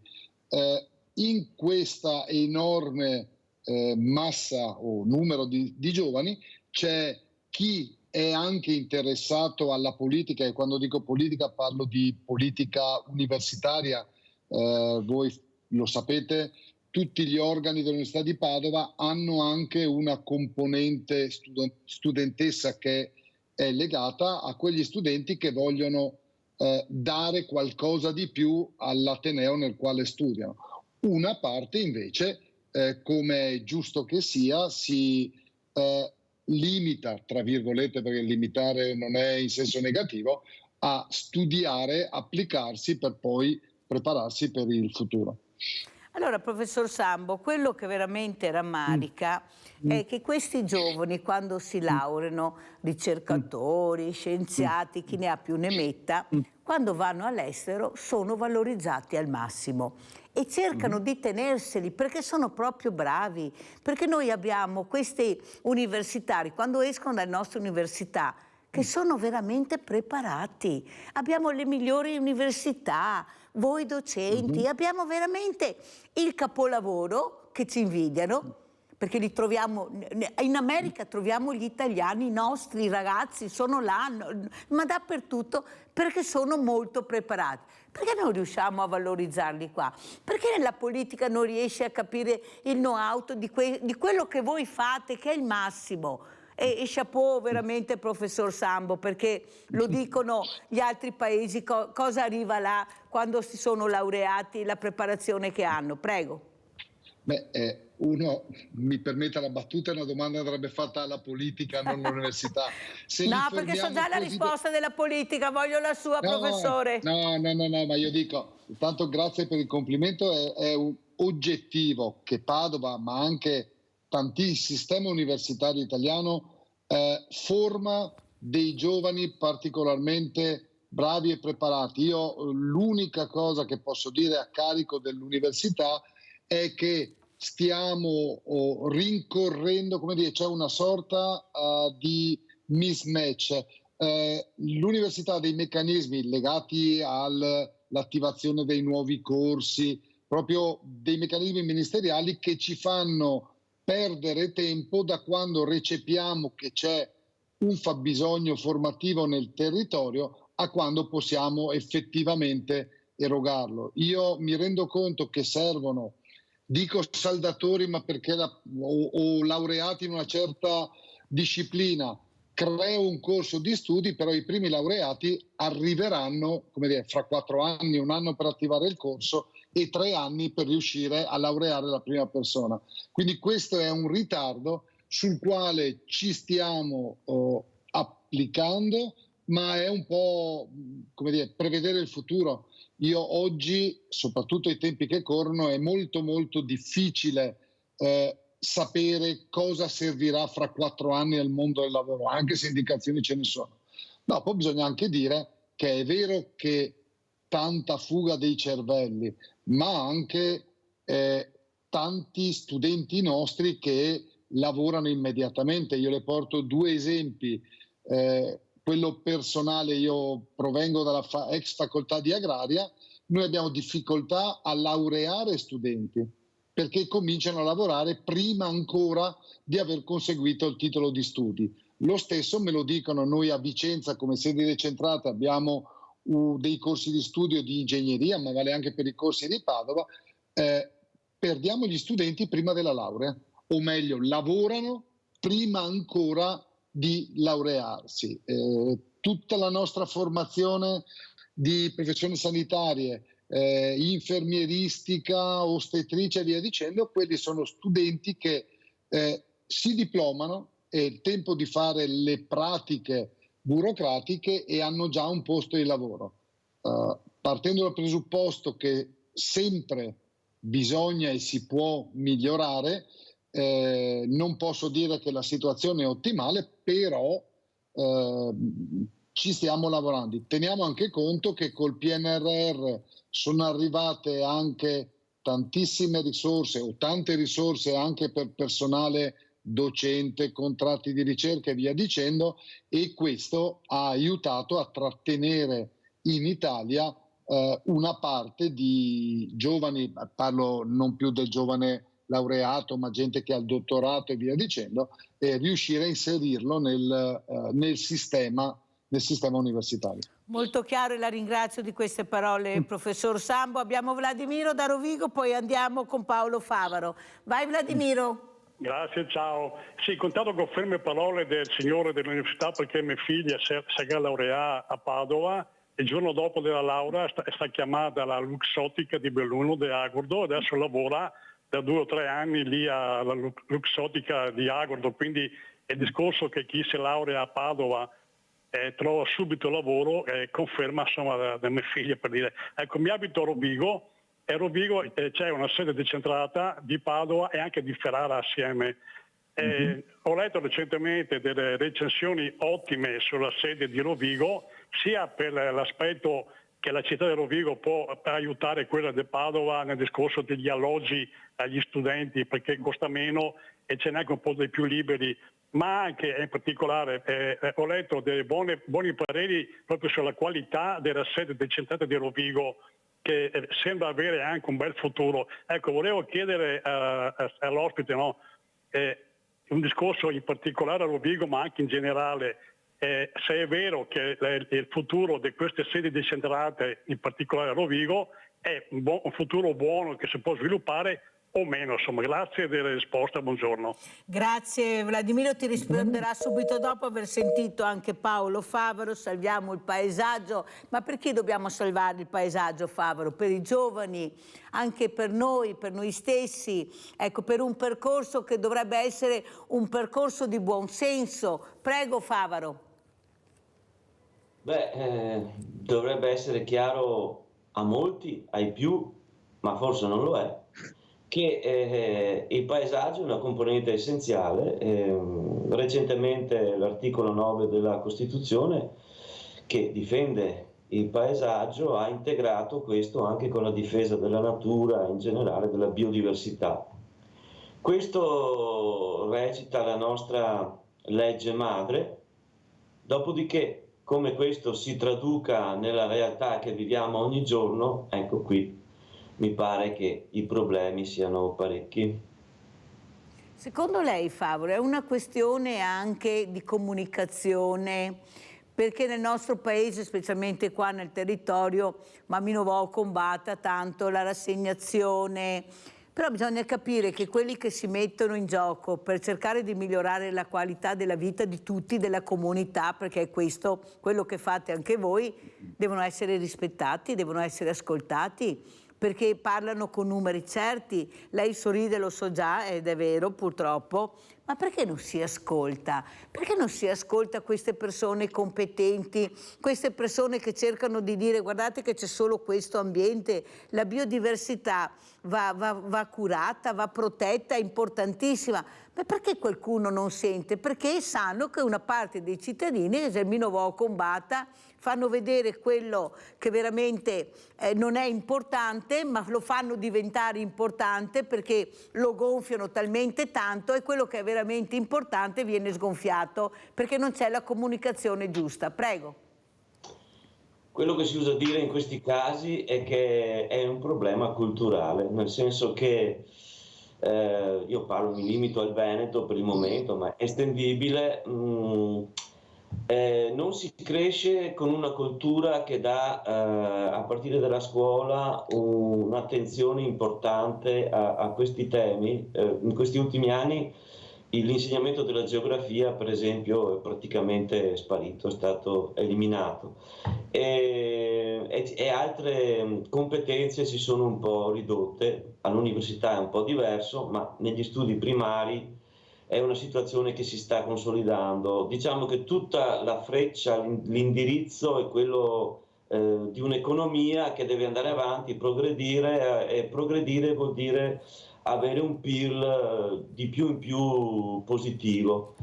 Il dato è che sembra che quello che viene stabilito da regolari rapporti a livello internazionale su come sta andando il nostro pianeta e sta andando verso una sorte poco felice, da circa 2000 scienziati a livello mondiale, compresi anche alcuni italiani di valore, non trovi una grossa difficoltà ad essere recepito e tradotto in pratica.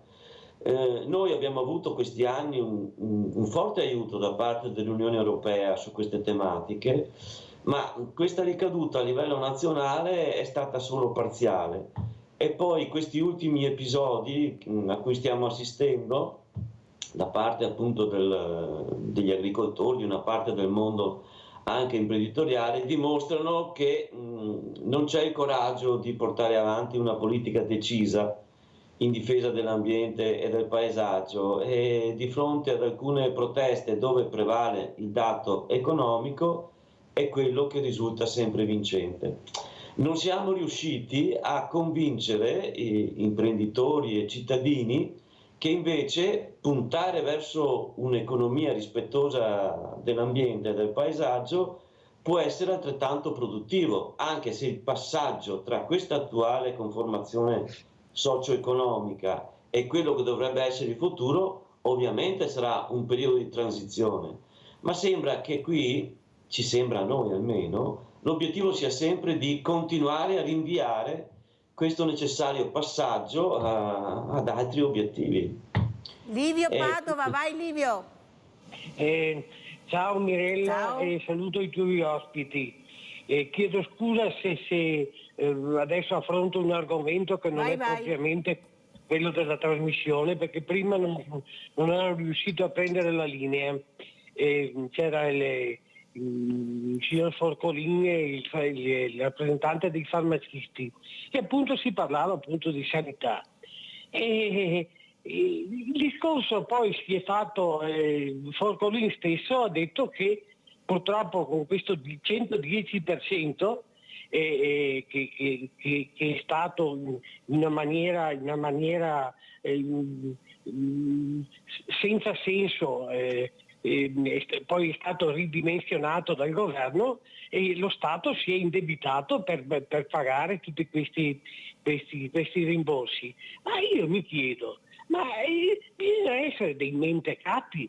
Quando si fanno delle leggi bisogna anche valutare se questo 110% di rimborso l'hanno fatto perché richiamava voti politici o per altri interessi.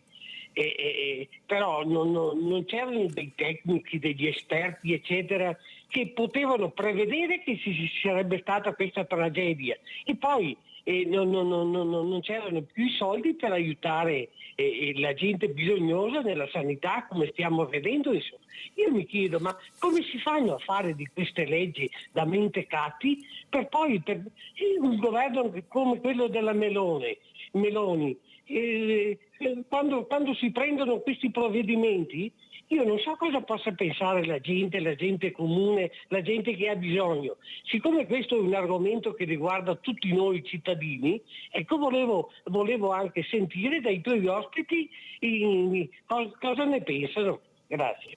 Grazie a te Livio. Allora, professor Sambo, quello che ha detto anche Paolo Favaro, questo insegnamento anche dell'ambiente nelle scuole primarie e secondarie non è molto sentito, si fa fatica, mentre cambia nelle università. Ecco, come arrivano questi ragazzi? Ecco, lei proviene dall'agricoltura, l'ha spiegato molto bene professor Sambo. Ecco, come arrivano questi giovani poi invece ad orientarsi anche a prendere certe strade che riguardano veramente anche l'ambiente? Ecco, questi ricercatori. Prego, professor Sambo. Noi abbiamo, per quanto riguarda l'ambiente, oserei dire due filoni, due tipologie di corsi.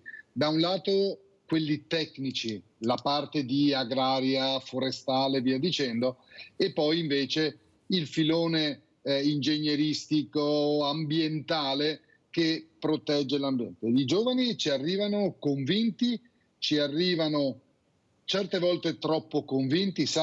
Università significa ricerca scientifica, quindi numeri, non opinioni, ma dati di fatto. Sentivo nella parte precedente della trasmissione che lei ha detto i numeri sono i numeri. Anche per noi i numeri sono numeri, per cui uno arriva con una convinzione, ma se i numeri gli dicono che è qualcosa di diverso, deve accettarlo dal punto di vista scientifico.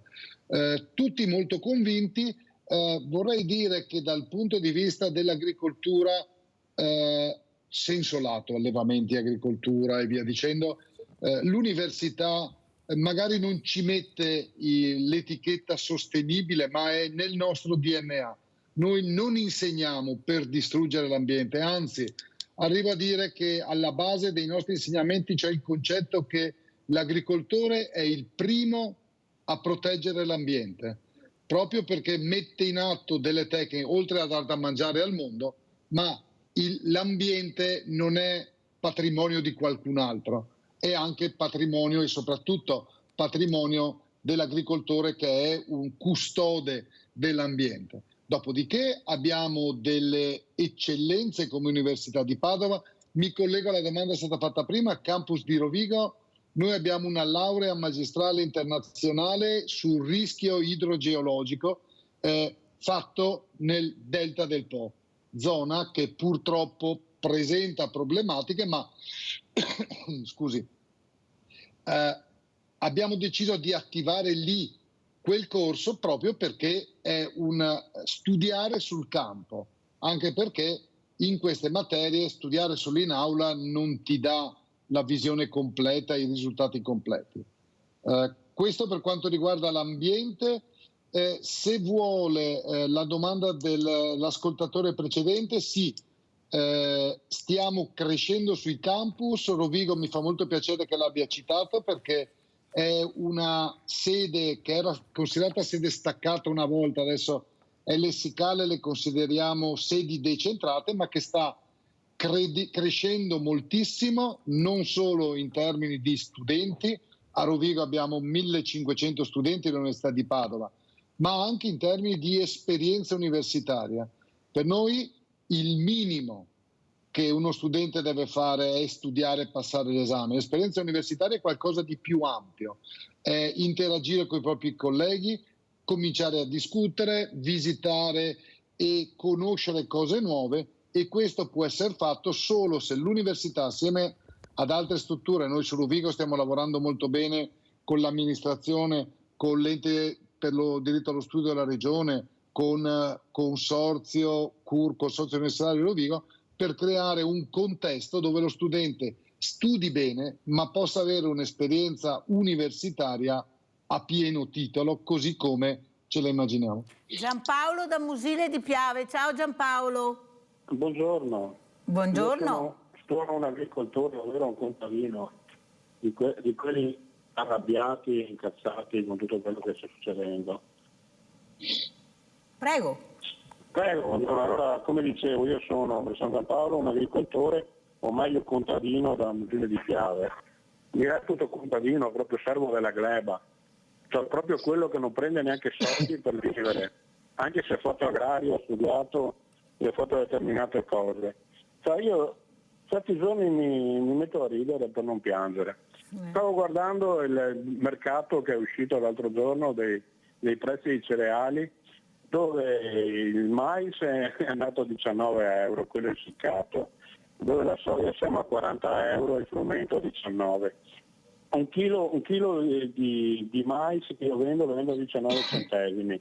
Se vado a comprare un chilo di mais per seminare mi costa 1,80 euro al chilo. Se andiamo a prendere il pane io lo vendo a 19 centesimi il chilo e il pane costa 3 euro il chilo. A parte questo, poi parlano che la gente deve prendere minimo 6 euro all'ora. Io ho fatto un conto, io ho 20 ettari tra vigneto e seminativo e vigneto che faccio anche il prosecco. Fortunatamente il prosecco tira, ma io quel prosecco e quello che tiro dal vigneto devo pagare tutto il resto. Cioè se mi si rompe il trattore io fallisco, cioè perché non prendo neanche la bellezza di 30 centesimi all'ora, perché prendo circa 500 euro di stipendio al mese calcolando tutto quello che devo pagare. Cioè, ma vi rendete conto che io sono sulla soglia della povertà e preparo il mangiare per la gente e prendo meno di tutti? Cioè, gli agricoltori, quelli che vanno in piazza, non ho ragione, di più, anzi, sapete cosa dobbiamo fare? Fermare tutto, non vendere più niente, bloccare l'agricoltura, stare a casa, guardare la televisione, ma nessuno riesce a farlo, sa perché? Siamo presi per il collo con le banche, con l'associazione, con l'Inps, con questo, con quello, perché non riusciamo neanche a pagare le cose, perché ci hanno messo come se ci basta solamente il bastone e siamo a posto. Perché le dico, ieri sono andato a fare la PAC, quella nuova. Per fare la PAC mi costa una cifra. Poi mi dico, ti diamo 100 euro per ettaro per vigneto se lo lasci incolto. Ma scusami un attimo, e quanto mi costa per fare? Ti costa 80 euro, cioè io prendo 5 euro, te ne do a te, associazione 80, per prendere 20 euro, è tutto così. Cioè l'agricoltura è uno strumento per prendere i soldi, perché in Italia siamo 700.000, forse 1 milione di agricoltori a titolo principale. Titolo principale intendo quelli che vivono con la terra, non quelli che vivono senza terra. Mi rendete conto? E le associazioni di categoria hanno circa 5 milioni di doppie persone attività, che fa il camionista, che ha fabbrichetta, che scarica i soldi in agricoltura, che arriva con reddito zero, tutto questo, ma nessuno parla. Nessuno sa, però l'agricoltore inquina, l'agricoltore qua, l'agricoltore là. Allora che ha fatto l'impianto biogas per scaricare i liquami e fare business. E chi fa il business? Noi agricoltori. Le multinazionali hanno il business in mano, l'agricoltore è sempre schiavo di tutti, ultimi di ultimi. Guardi, non so. Guarda Giampaolo, ti ringrazio di questa telefonata. Sai la frase che io dico tutte le mattine, ma da anni, sai Giampaolo, che quelli che veramente lavorano in Italia non prendono niente, quelli che non fanno niente prendono una montagna di soldi. Funziona così. Le multinazionali imperano, basta vedere. E quello veramente che lavora come Giampaolo dice ma cosa sta succedendo? Ma quello che preoccupa di più è che se si fermano queste persone cosa faremo? Forse qualcuno dovrebbe riflettere.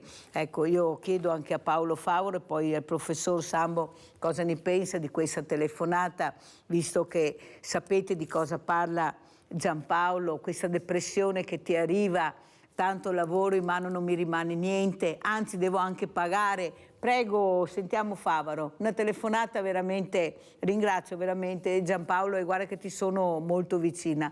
Prego Favaro.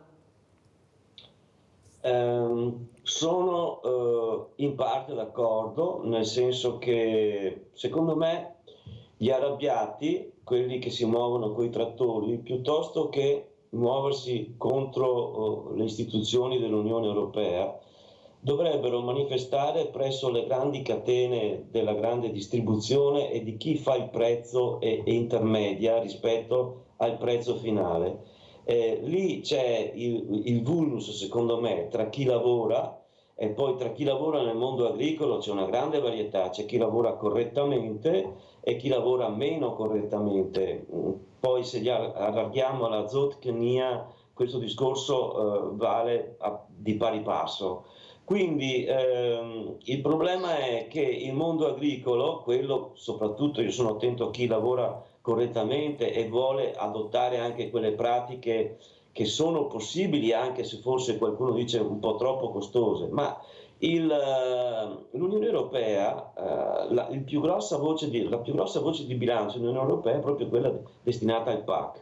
Qual è il problema? Il problema è che se danno le risorse indifferentemente a chi ha più ettari, cioè i grandi proprietari terrieri, le grandi filiere, è chiaro che questi ne godono di più e continuano in un certo tipo di pratiche. Chi ha poco terreno, chi appunto ha i 10-20 ettari, deve un attimino arrabattarsi, ma è proprio la filiera post-produzione quella che poi porta il prodotto finale al supermercato, quella secondo me che dovrebbe essere più attaccata e più invisa rispetto dal punto di vista del mondo agricolo. Ecco, questo voglio dire. Poi dopodiché alcune pratiche come il 4% del terreno da lasciare a riposo ovviamente ha molto più significato per chi possiede 10.000 ettari rispetto a chi ne possiede 20, ma comunque ha un valore per la ricostituzione dell'humus agricolo, questo va detto.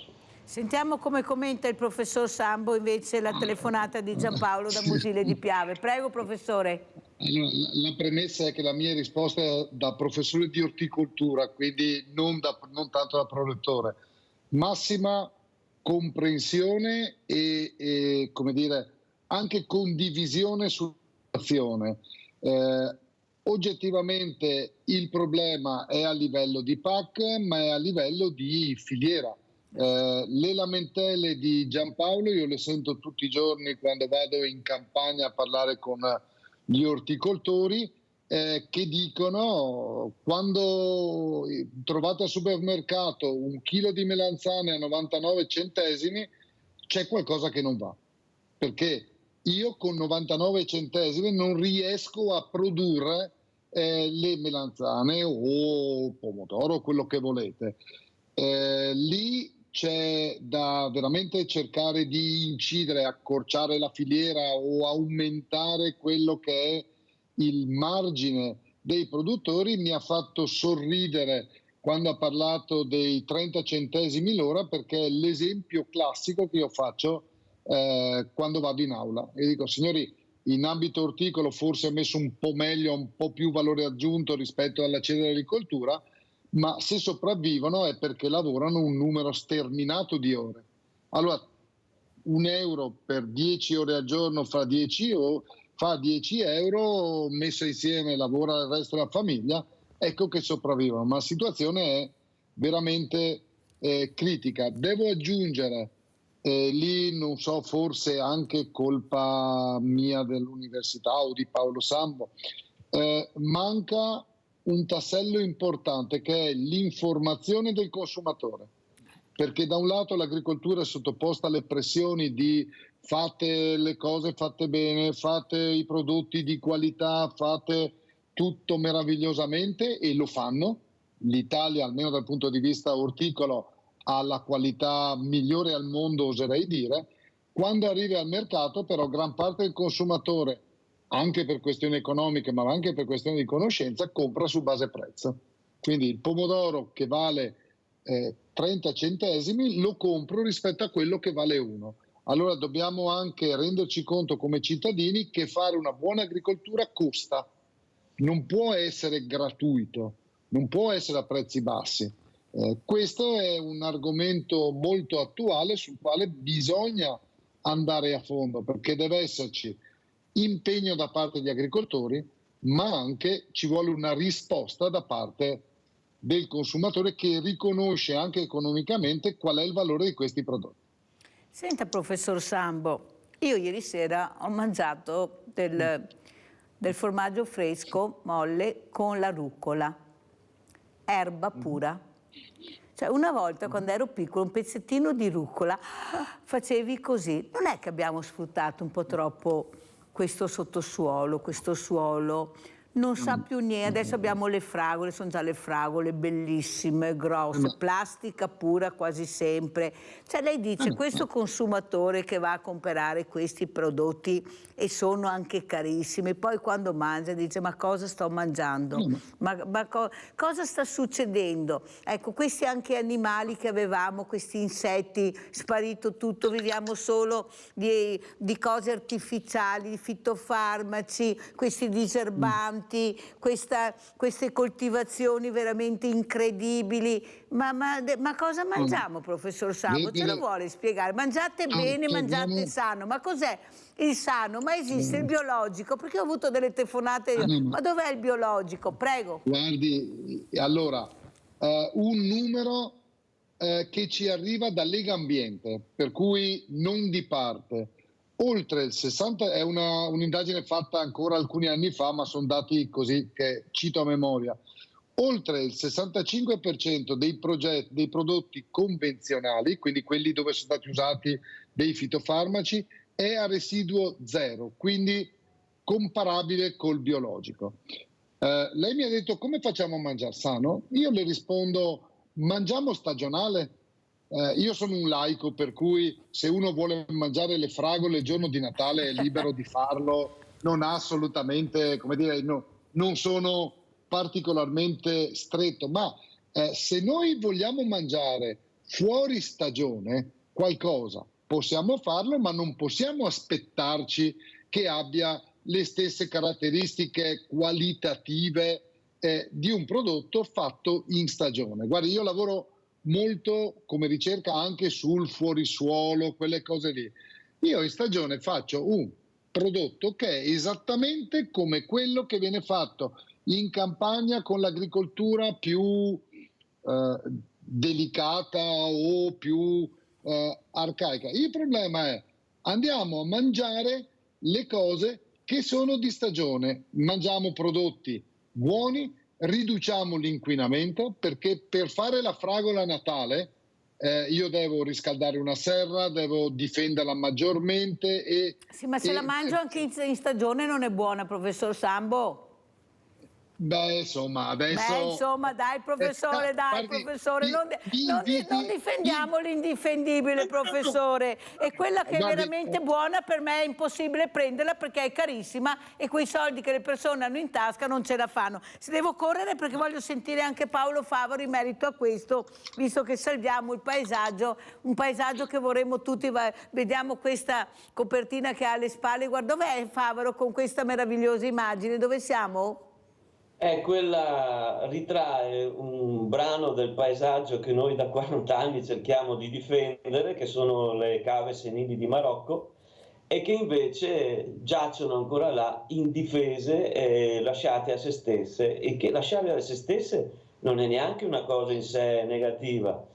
Però la biodiversità che esse rappresentavano sta man mano diminuendo perché da ambiente umido si sta trasformando in bosco e quindi la biodiversità, fino a che nessuno interviene, è una proprietà privata, va in parte riducendosi, ahimè.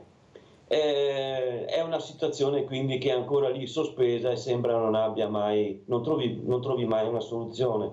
Per quanto riguarda l'agricoltura, chiaramente io non sono uno specialista come il professor Sambo, certo ho dei dati rispetto all'utilizzo di fitofarmaci e altri agenti chimici sul nostro terreno che magari non sono molto incoraggianti, cioè, nel senso che si va con certe sovrautilizzo di questi elementi più che altro a garantire sì il prodotto finale, ma contemporaneamente anche a impoverire un po' questo suolo poverino che si consuma ancora da noi molto allegramente e probabilmente la maggior parte dei nostri amministratori, a differenza invece degli agricoltori, non sanno cosa significa difendere il suolo, cioè il suolo garantisce una serie di servizi ecosistemici, così si chiamano, che hanno un valore incredibile. Il suolo lasciato integro cattura il carbonio il suolo ci garantisce la capacità di introiettare l'acqua piovana quando esce, il suolo non sigillato e non sopralavorato riesce a difenderci dalle siccità e dall'erosione del suolo medesimo. Il suolo praticamente è quella base fondamentale assieme all'aria e all'acqua che ci garantisce la vita. Un bravo agricoltore queste cose lo sa. Spesso i nostri urbanisti o pianificatori territoriali vedono il suolo come una planimetria su cui decidere come intervenire, senza pensare che nei primi 30 centimetri, quelli appena sotto appunto il livello del suolo, si concentra una ricchezza e una biodiversità incredibile, che una volta che questo suolo lo sigilli va persa. Senta Favaro, fra poco ci saranno le elezioni a Mogliano Veneto, ecco, lei come vede la situazione? C'è questa attenzione verso quello che voi state facendo, che è proprio la salvaguardia della biodiversità di questi posti? Come dice lei, purtroppo è privato e più di tanto non è che possiamo incidere, però questa biodiversità sta diventando un bosco e rischiamo veramente di perderla se non si corre ai ripari. È sentita questa cosa? Oppure anche là fra poco dietro le spalle vedremo una colata di cemento o dei pannelli fotovoltaici, chi ne ha più ne metta ormai, visto che parliamo di queste cose? Guardi, noi non siamo degli ambientalisti radicali a Mogliano, noi siamo perché il proprietario possa nella parte meno interessante dal punto di vista ambientale costruirci. Il problema è che il proprietario vuole costruirci 100.000 metri cubi. Noi vorremmo salvare i bacini, l'area umida, quella dove si è ricostituito un certo tipo di ambiente. Fino a che il proprietario non recede e i soldi del PNRR si spendono per fare infrastrutture invece che per salvare il territorio, quella è la situazione. Dal punto di vista politico non posso negare che questa amministrazione ogni tanto dia dei segnali di interesse da questo punto di vista, ma nel complesso ci si muove dentro delle direttive che sono quelle nazionali e regionali che danno poco adito ad avere molta speranza. Basta guardare la legge che si chiama di difesa del suolo, la legge regionale del Veneto del 2017, dovrebbe contribuire a cessare l'occupazione, l'utilizzo appunto del suolo, non quello agricolo, non quello naturale, eppure da quando è stata erogata nel 2017 ad oggi il suolo ha continuato a essere utilizzato e consumato come se questa legge non esistesse. Quindi vuol dire che quanto cosa ha detto di metri quadri che si consumerà? 100.000? No, a livello regionale mediamente in questi ultimi anni si sono consumati nel Veneto dai 700 750. No, ma su quest'area là dietro le spalle che lei cosa verrà fatto? No, io parlo, il proprietario ve lo costruire 100.000 metri cubi. 100.000 metri cubi, ecco, avete mentre sentito. Noi vogliamo difendere 20 ettari. Abbiamo Anna Maria da Castagnole, vai Anna Maria.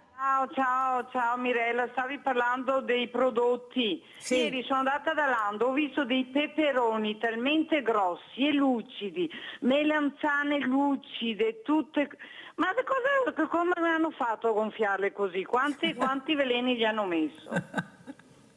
Io adesso sai cosa faccio? Sono fortunata che ho il campo e vado a trovarmi radicelle, mi vado a trovare la valeriana, tutta roba selvatica, cammino per il campo e la gente deve imparare anche a mangiare sta roba. Io ero piccola del Montello, mi ha insegnato, ma anche ieri sono andata per il campo, trovo sta roba selvatica che fa molto meglio di quella roba là, quei zucchini grossi. Guarda, io non prendo niente, mi dispiace, aspetto quando l'orto, non metto niente di niente, neanche i pomodori, però so che mangio la roba mia. Quando vado là mi dico ma come fanno a fare sta roba? Come hai detto tu. Ogni modo, Mirella, volevo darti un saluto perché ho avuto un ictus e sono qua seduta che ti guardo.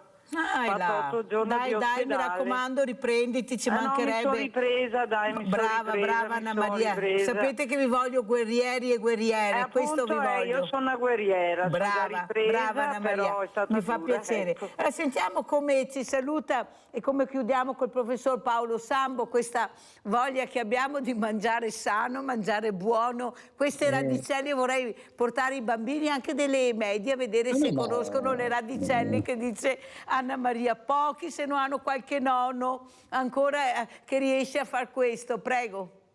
No, assolutamente a favore quando ho occasione, vado anch'io a raccogliere, mangio, degusto. Teniamo conto di una cosa però, che dobbiamo pensare e immaginare anche per chi non ha l'orto, per chi non ha il campo, per chi non ha la possibilità, per chi marito e moglie lavorano dalla mattina alla sera e quando arrivano a casa non possono andare per campi a recuperare questi prodotti. Per cui da un lato benissimo, garantendo le tradizioni, dopo è anche vero che se le radicelle le raccolgo bordo terraglio, bordo autostrada, saranno naturali da un lato, ma non poi così pulite rispetto a gran parte dei prodotti che, ripeto, in Italia abbiamo controlli capillari sulle produzioni agricole. Dopo, tutti onesti, c'è anche quello, come dire, come in tutte le attività, che scivola, per cui io ribadisco il mio convincimento che la produzione agricola italiana utilizza prodotti, li utilizzano sempre più in maniera razionale, la tossicità dei prodotti è enormemente diminuita solo a 10 anni fa e quindi mangiamo stagionale, questo è il consiglio.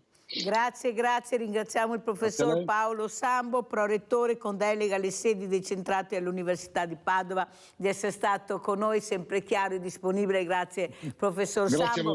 Sentiamo invece come ci saluta Paolo Favaro, che appello vuole fare, visto che siamo in campagna elettorale a Mogliano, cosa vorrebbe dire alla futura amministrazione, che sarà quella che sarà, decideranno naturalmente i cittadini, perché finalmente fin qua abbiamo la preferenza, fortunatamente, poi la perdiamo, ma almeno qua ce l'abbiamo. Prego.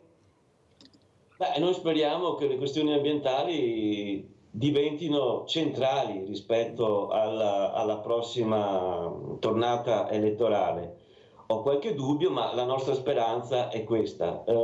Il problema è che sono i cittadini in prima persona a dover segnalare ai propri futuri rappresentanti che anche questo è il loro interesse, perché fino a quando ci sono comitati che con poche o molte persone o comunque settori minoritari della società che agiscono in questo senso, premono in questo senso, chiaramente al primo posto per un amministratore che non sia particolarmente vocato su questi temi si continuerà col solito andazzo che conosciamo da molti anni. Vince su tutto l'obiettivo economico e quello mette in secondo piano tutto il resto. Quindi speriamo che almeno a livello di cittadinanza ci sia una maggiore collaborazione a indicare come obiettivi primari quelli della difesa della natura e del paesaggio. Grazie anche a Paolo Favaro, salviamo il paesaggio collegato con noi da Mogliano Veneto. Grazie, pubblicità.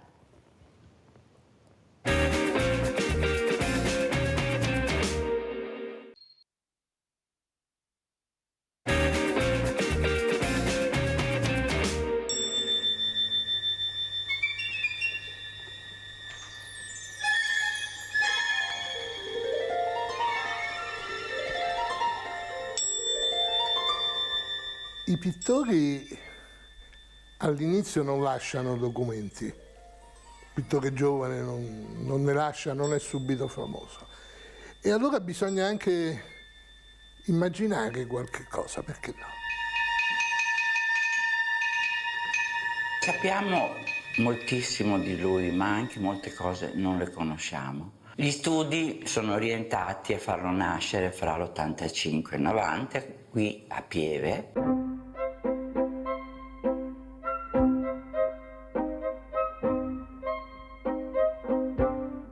Qualcuno in famiglia si accorge delle potenzialità di questo bambino, che viene inviato col fratello Francesco a Venezia a un'età di 8-9 anni.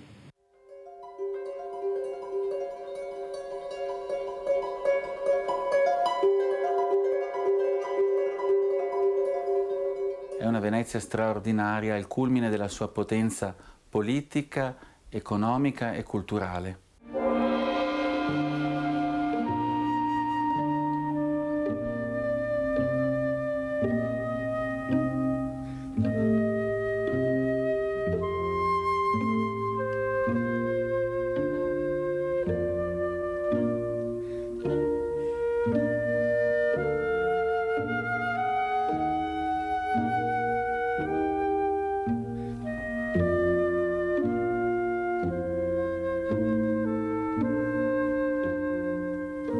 Tiziano è importante perché dura secoli e rimane per secoli.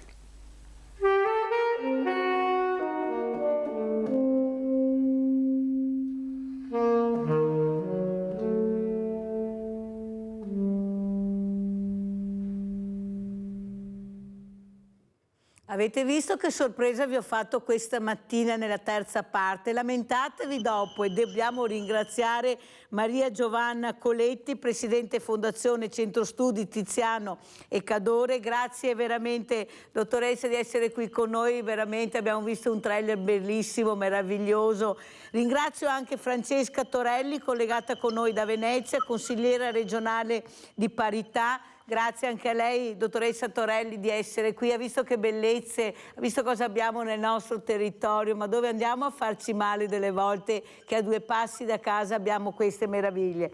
Allora, Presidente Coletti, intanto sempre grazie, ma soprattutto la meraviglia di questa arte, la bellezza dell'arte, le fragilità che riescono finalmente ad arrivare alla bellezza, all'armonia e a questo nudo che nell'arte è un nudo delicato, non è un nudo scandaloso, ma quanto importanza è far capire l'arte e la conoscenza. Prego, Presidente Coletti.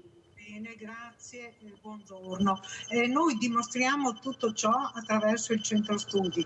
Dimostriamo che l'arte di Tiziano in realtà è un'arte contemporanea. Tiziano è stato ed è l'artista, direi, più amato d'Europa. Un artista che non è mai morto, come dice Augusto Gentili, la cui fama continua tutt'oggi e continua ad essere anche oggetto di studio da parte degli artisti contemporanei. Ma il Centro Studi che noi abbiamo fondato è anche l'occasione di formazione, l'occasione per raccogliere giovani intorno a noi, per insegnare loro metodi di ricerca innovativi, un approccio verso l'arte che tiene conto dei contesti, e questo è fondamentale nel rapporto tra centro e periferia.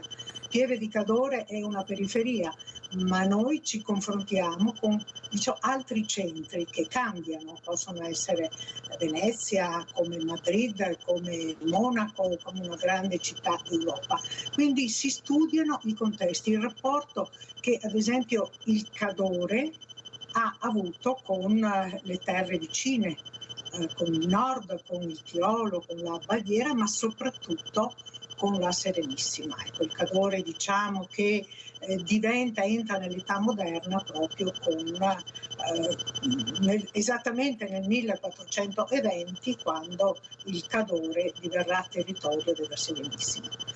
Allora, Presidente Coletti, un'altra cosa, perché io voglio mandare dei messaggi positivi quasi tutte le mattine, a parte qualche volta, su questi giovani invece che grazie anche alle vostre fondazioni riescono a entrare in questi centri studi, perché è una scelta che si fa, ecco, è una scelta anche di vita, che se sei anche fortunato è un bel supporto, ce la puoi anche fare. Prego, come li vede questi giovani, Presidente Coletti, e soprattutto il supporto che dovrebbero dare le amministrazioni, proprio il governo per l'arte, per il supporto che è la meraviglia del nostro territorio. Ha detto lei Pieve di Cadore, ma Pieve di Cadore è famosa grazie anche al Tiziano, alla casa del Tiziano, e così è Canova Possagno, ma riuscite a farvi ascoltare, Presidente, oppure queste fondazioni devo sempre cercare all'estero di trovare fondi, aiuti? Prego.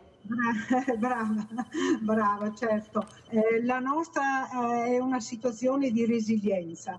Dimostriamo come la montagna può essere anche un centro di innovazione, centro di intelligenza. Diciamo che forniamo delle opportunità ai nostri giovani, non sono molti per la verità, ma opportunità che li portano ad esempio a vincere borse di studio al Getty, alla Fondazione Getty, al centro di ricerca che facilita, diciamo, il loro avvio verso una carriera universitaria, verso una ricerca internazionale. Questo che noi facciamo dal centro verso la periferia e dalla periferia verso il centro. Questo è il nostro rapporto. I giovani oggi hanno bisogno di punti di riferimento.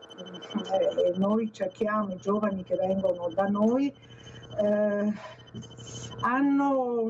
ricevono un metodo e anche una visione del mondo. È sempre più fondamentale il ruolo della cultura in società che sono in costante cambiamento. Oggi noi viviamo in un'epoca in cui tutto corre, cambiano i modi, noi sappiamo che tra 10 anni ci saranno dei lavori che neanche oggi immaginiamo. Noi dobbiamo dominare l'intelligenza artificiale, cioè servirci dell'intelligenza artificiale, ma ricordiamoci che dietro c'è sempre l'uomo. Noi operiamo per anche creare consapevolezza, ecco, questo è fondamentale, di chi siamo, come sappiamo chi siamo, sappiamo anche dove possiamo andare. Allora, Francesca Torelli, la domanda è anche questa. La Presidente Colletti ha parlato di opportunità, ma le parità di genere che lei si occupa riescono a capire le opportunità che abbiamo oppure sfortunatamente per arrivare all'opportunità ci sono ancora tanti paletti? Devi avere l'opportunità anche economicamente di farcela, devi avere l'opportunità magari politicamente, anche se lei non c'entra niente, lo dico perché so che ci tiene, però se sei politicamente supportata perché sei figlia di o conosciuta di, perché il giro è così, inutile che ce la giriamo, hai più possibilità. Eppure questi ragazzi sono meravigliosi, queste donne che, io lo dico tutte le mattine, spero anche che cambi, che ancora vedono questo lavoro non pagato rispetto al lavoro maschile. Queste donne, molte ce la mettono tutta per cercare di salire questa scala, ma poi arriva a metà e qualcuno ti butta sempre giù, perché c'è qualcun altro che arriva. Queste, io lo dico io, queste onorevoli e senatrici che dovrebbero anche fare un passo più in là per farsi ascoltare, perché abbiamo delle persone preparatissime. Io vedo le sindache ad esempio, ma veramente sono brave, poi ci sono giovani, proprio hanno delle idee meravigliose. Io vorrei parlare di persone, perché c'è ancora questa differenza tra il femminile e il maschile invece di parlare di persona? Perché parità di genere vuol dire persone. Prego Torelli. Sì. Innanzitutto ringrazio per questo spazio che mi avete dato e il mio ruolo come consigliera regionale di parità è di promuovere sul territorio una cultura che favorisca le pari opportunità. E cosa significa? Non favorire necessariamente le donne. La consigliera si occupa di garantire che uomini e donne abbiano le stesse opportunità e questa forse è la cosa più difficile.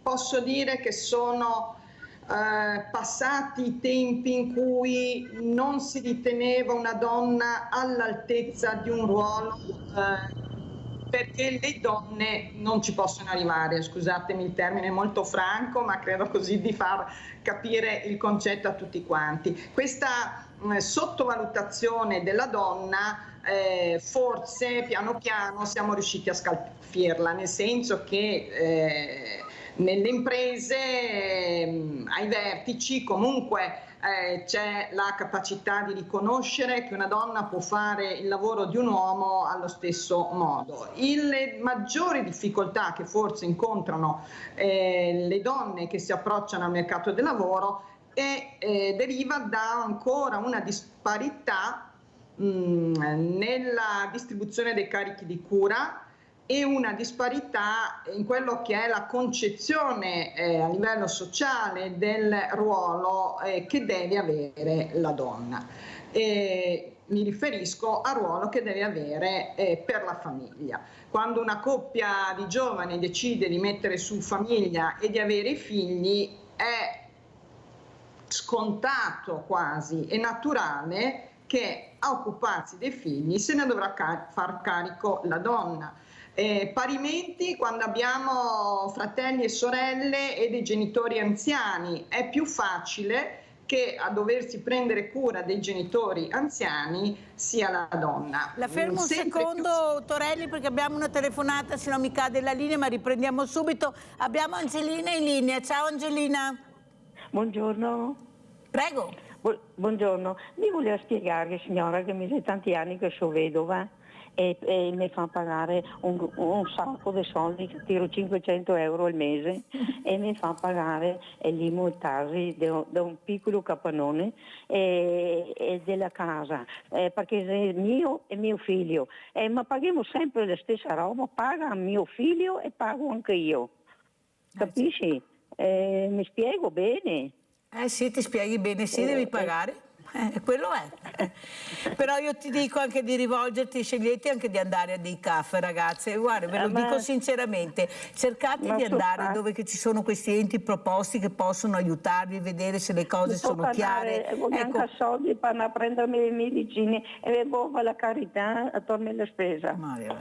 Angelina, poi ti richiamo, comunque ho capito la telefonata, hai fatto bene a chiamarmi, sai Angelina, purtroppo c'è una solitudine spaventosa di queste donne, specialmente diversamente giovani, che vorrebbero anche avere un po' di giustizia anche economica. 500 euro, vivete con 500 euro, direi qualche politico. Allora torniamo da Torelli, prego Torelli, continuiamo, poi se vuole aggiungere qualcosa a questa telefonata che più eloquente di così non può essere, prego. Sì, l'aggiungo perché il tema delle donne che andranno in pensione e che avranno magari avuto una carriera discontinua proprio a causa dei figli o della scelta di avere un part-time, poi provoca questo. Credo che la telefonata di Angelina ci abbia messo davanti a questa evidenza, lo dicono le statistiche. Anche sotto il profilo delle pensioni le donne sono penalizzate. È vero che dipende dalla loro storia contributiva, ma il sistema non aiuta a far sì che sia la stessa storia. Apriamo una parentesi però in questo, perché molti dicono potevi metterti i contributi, sì, ma se dove lavoravo non me li hanno messi? E io avevo paura di perdere anche quel lavoro, perché diamo sempre la colpa all'ultima ruota del carro, invece è la prima ruota, perché io ho lavorato e qualcuno ha fatto il furbo sulla mia pelle e io non potevo far altro perché quello era il lavoro che avevo trovato e se no dovevo licenziarmi o andare via se non ero in regola. Cosa dice Torelli? Queste sono le situazioni. Queste sono le situazioni, sì, e se una persona è, come dire, meno forte professionalmente, è più facile che accetti delle condizioni di lavoro in nero, sottopagato.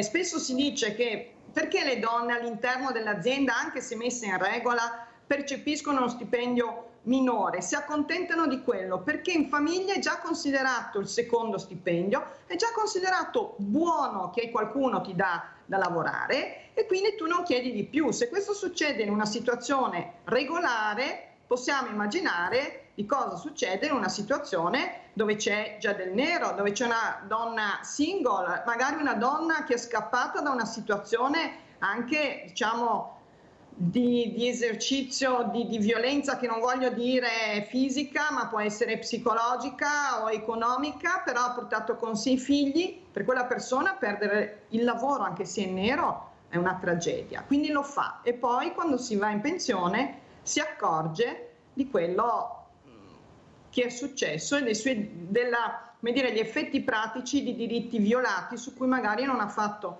tanto peso, non ha potuto dare peso mentre lavorava. Però io voglio tornare ai giovani, perché mi è piaciuto questo assist che mi avete dato rispetto al fatto che secondo me un grande aiuto l'avremo proprio dai giovani, nel senso di giovani donne che sono certo forse più consapevoli anche di tutta una serie di aspetti, sono più disponibili a trattare e a far presente al compagno, al futuro genitore dei suoi figli, le proprie aspettative anche sotto il profilo professionale, chi le ha, non è obbligatorio, ma l'importante è garantire chi ha questo tipo di aspettative di poterle esaudire, perché vedo già giovani uomini che quando si affacciano sul mondo del lavoro o già lavorano, mettono in chiaro con il proprio datore di lavoro che vorranno essere dei padri attivi, e questa è una cosa bellissima,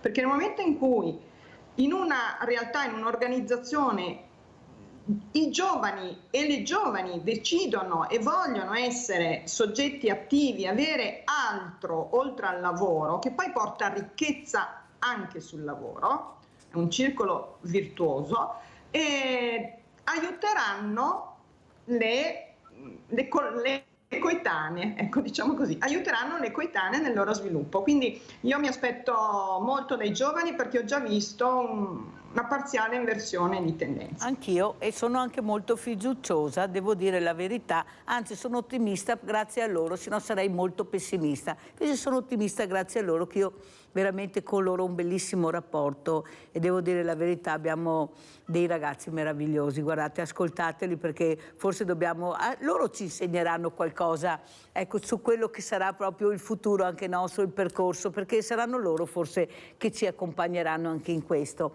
Abbiamo Sebastiano da Abano, vai Sebastiano. Buongiorno signora Mirella. Buongiorno.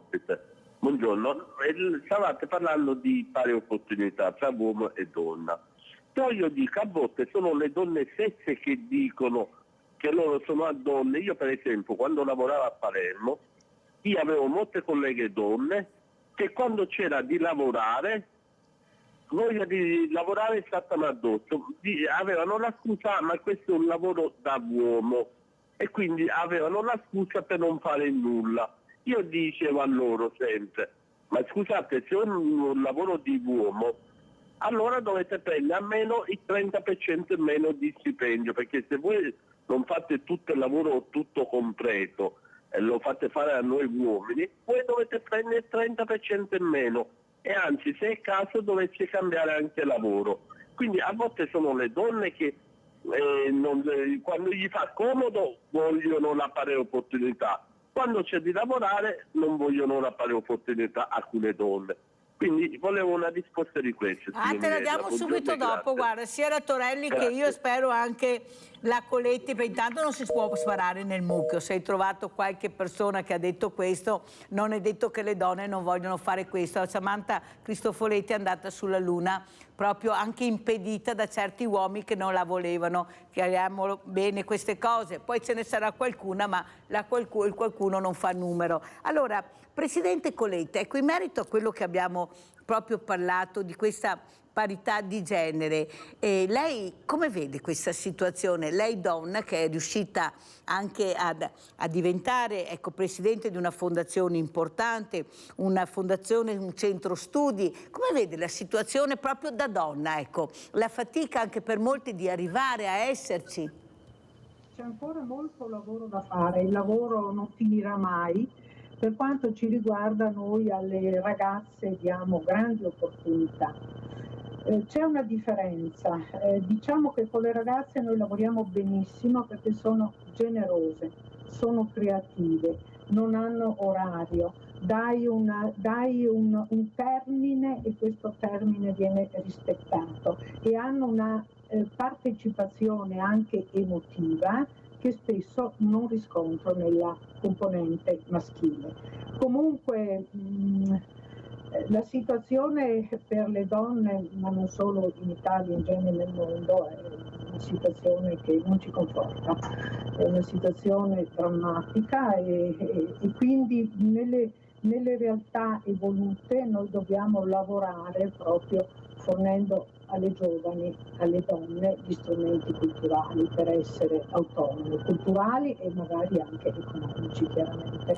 Quando c'è una indipendenza economica e indipendenza culturale, la donna si può considerare, diciamo, libera. Libera di scegliere, questo è fondamentale. Però un impedimento, Presidente Coletti, la donna ce l'ha.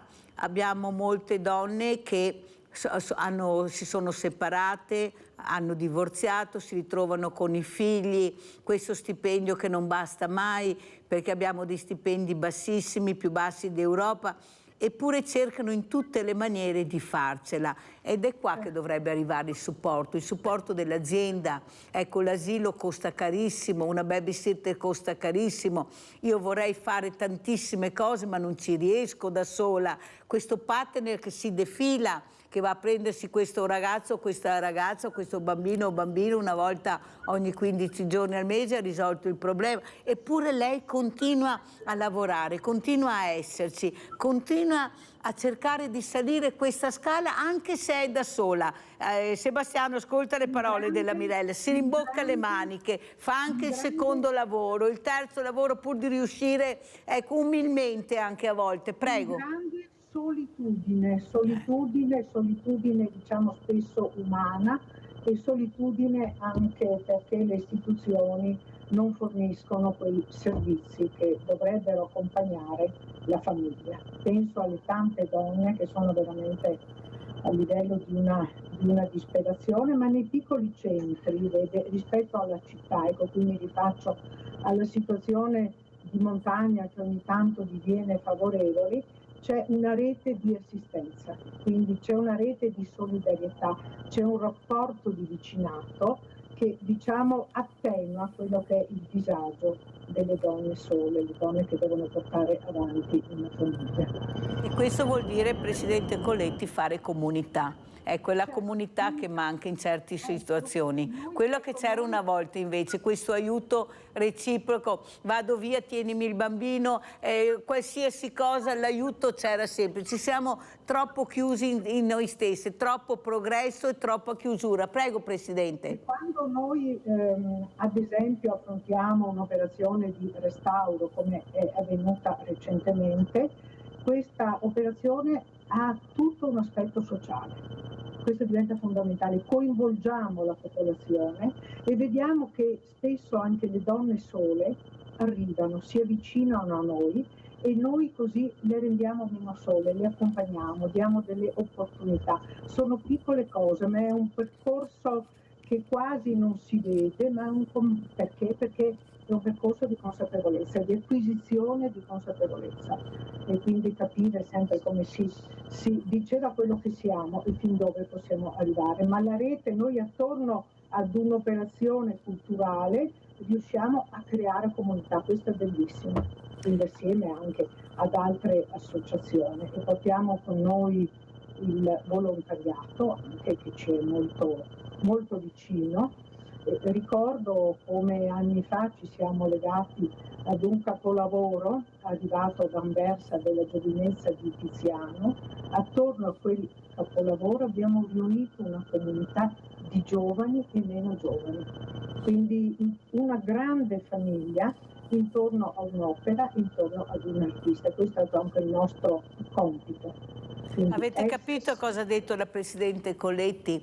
L'arte, la fondazione, assieme all'arte che arriva a queste donne a farle sentire meno sole, non solo le restauratrici, le pittrici, ma c'è la donna al centro, la donna che può essere reintegrata in comunità facendo altro ma aiutando sempre queste donne. Pensate alla bellezza dell'arte in generale di queste fondazioni, che le dico veramente di cuore. Grazie Presidente Coletti di essere qui con noi questa mattina e di aver spiegato l'importanza anche di conoscere queste realtà che magari qualcuno non sapeva. Avvicinatevi all'arte, perché l'arte non è solo musica, pittura, scultura, è anche comunità, è quello che sta dicendo la Presidente. Prego, Presidente. Imparare a leggere un'opera, imparare a leggere, significa conoscere quel momento storico e ad avere chiavi di lettura per la contemporaneità. Anche questo è un altro degli aspetti importanti. Legame al territorio, conoscere il proprio patrimonio culturale significa anche, come dire, lottare contro l'abbandono della montagna, un'altra piaga, diciamo, verso la quale noi ci stiamo dirigendo, la rigenerazione della montagna. No, ma vedrà che la pista da bob e le Olimpiadi risolveranno tutti i problemi, vedrà Presidente, vedrà, ci mancherebbe, vedrà che numeri arriveranno e cosa ci rimarrà, vedrà Presidente Colletti, vedrà. Le nostre operazioni sono, diciamo, molto più caute, sono operazioni, sono delle piccole gotte in un grande oceano, ma noi siamo lì sempre fermi e motivati. Pensi che noi stiamo portando con noi i più giovani, i bambini con le loro famiglie, verso un monte per riabitarlo. Esatto. E lì siamo in collaborazione naturalmente con gli specialisti, con gli urbanisti che naturalmente si occupano di rigenerazione della montagna e con il Politecnico di Torino. Portate a vedere i bambini quando tagliano questi larici bellissimi, ecco, meravigliosi, cosa ne pensano nel momento che cade questo albero. Ecco, forse vorrei che qualche politico capisse che forse, visto che sono il loro futuro. Abbiamo Leone da Trebaselle, che poi andiamo dalla consigliera Torelli. Vai Leone. Ciao ragazzi, saluto le tue. Ciao. Allora, ma la Costituzione è un libro che deve essere osservato o è un libro di barzellette? Perché se la Costituzione dice che le donne sono come gli uomini, cioè che non c'è differenza fra sesso e religione, vuol dire che una donna fa un lavoro di un uomo, deve essere retribuita come un uomo. Io non riesco a capire questa cosa. Ah, pensa a noi. Allora abbiamo visto, l'altro ieri vi ho detto che avevo visto in una trasmissione una preside di un liceo a Napoli, che ha preso questo liceo, era un degrado assoluto, l'ha rimesso a posto, ridipinto tutte le aule, messo a posto tutti i giardini, manicurato tutto perfetto, e i ragazzi che non vanno a scuola li va a prendere lei da casa perché vuole vedere dove abito, chi sono i genitori, se i genitori hanno dei problemi. Io pretendo che questa donna sia pagata come un uomo, perché per tutto quello che ha fatto dovrebbe essere pagata di più, semmai. Allora gli è stato chiesto come mai che era messo a posto questo liceo così bene che tutto... Perché ha detto: pretendo che chi lavora qui faccia il suo dovere. Punto. Non c'era niente di speciale. E allora vuol dire che questi altri presidi dove hanno le scuole non funzionano, vuol dire che non fanno il loro lavoro, la gente non lavora come dovrebbe lavorare. Perciò io non riesco a capire questa cosa che una donna sia retribuita meno di un uomo. Per quanto riguarda il Tiziano, il più bel lavoro che c'è è al Louvre. Mi spiace, ce lo siamo lasciati fregare. Ciao Mirella, grazie. Grazie a Leone. Allora andiamo a vedere queste slide, poi risponderemo anche al nostro Leone da Trebaselle che ha portato la consigliera Torelli. Allora guardiamo queste slide così lei le commenta. Adesso partono. Ecco qua, prego Torelli, ecco, perché stiamo vedendo anche le iniziative che stanno facendo queste parità di genere. Prego. Sì, queste sono la presentazione di un rapporto che è stato fatto proprio dal mio ufficio, di una rilevazione sullo stato dell'occupazione in Veneto. Allora, in Veneto noi abbiamo che il 45% di chi lavora è donna, e uno dice bene, siamo quasi vicini alla parità sarebbe il 50%, no? Però questo in parte è vero, ma se poi vado a vedere in quali settori lavorano le donne, abbiamo dei settori in cui ci sono tante donne e settori in cui ci sono pochissime donne, che magari sono quelli dell'edilizia, sono quelli della manifattura, sono quelli del metalmeccanico, e vi renderete conto che spesso si dice che è il metalmeccanico il settore trainante. In Italia si dice che anche l'edilizia è il settore trainante, cioè non tutti i settori, diciamo, pesano nello stesso modo nell'economia. Essere presenti in alcuni settori o non esserci può fare la differenza. Queste sono delle slide che presentano tutte le iniziative a cui noi partecipiamo, le iniziative a cui io vado a parlare. Perché? Perché il ruolo della consigliera è promuovere. Ha detto bene nella telefonata, la Carta Costituzionale cos'è? Un testo di fumetti o è veramente il testo sulla base della quale si fonda la nostra società? È sicuramente la seconda, è il testo su cui si fonda la nostra società. Però non è così semplice in alcune parti andarlo a mettere in atto. Anziché proibire, vietare, la Costituzione vieta le discriminazioni, ma non basta questo, perché il fenomeno della discriminazione si basa, è strettamente legato al fenomeno del pregiudizio, al fenomeno dello stereotipo sociale, e ogni società costruisce degli stereotipi. Nei bambini vengono instillati dei pregiudizi, vuol dire giudicare le situazioni senza ancora averle conosciute e testate, e questo non aiuta. La nostra Carta Costituzionale ha stabilito dei principi che forse ancora non erano vissuti appieno nella nostra società. Ecco come mai c'è questo discrasia. Però ci sono degli strumenti, come per esempio adesso la certificazione della parità di genere nelle organizzazioni. Ci sono degli strumenti come i corsi per la leadership, corsi sulla consapevolezza in come presentarsi nelle organizzazioni.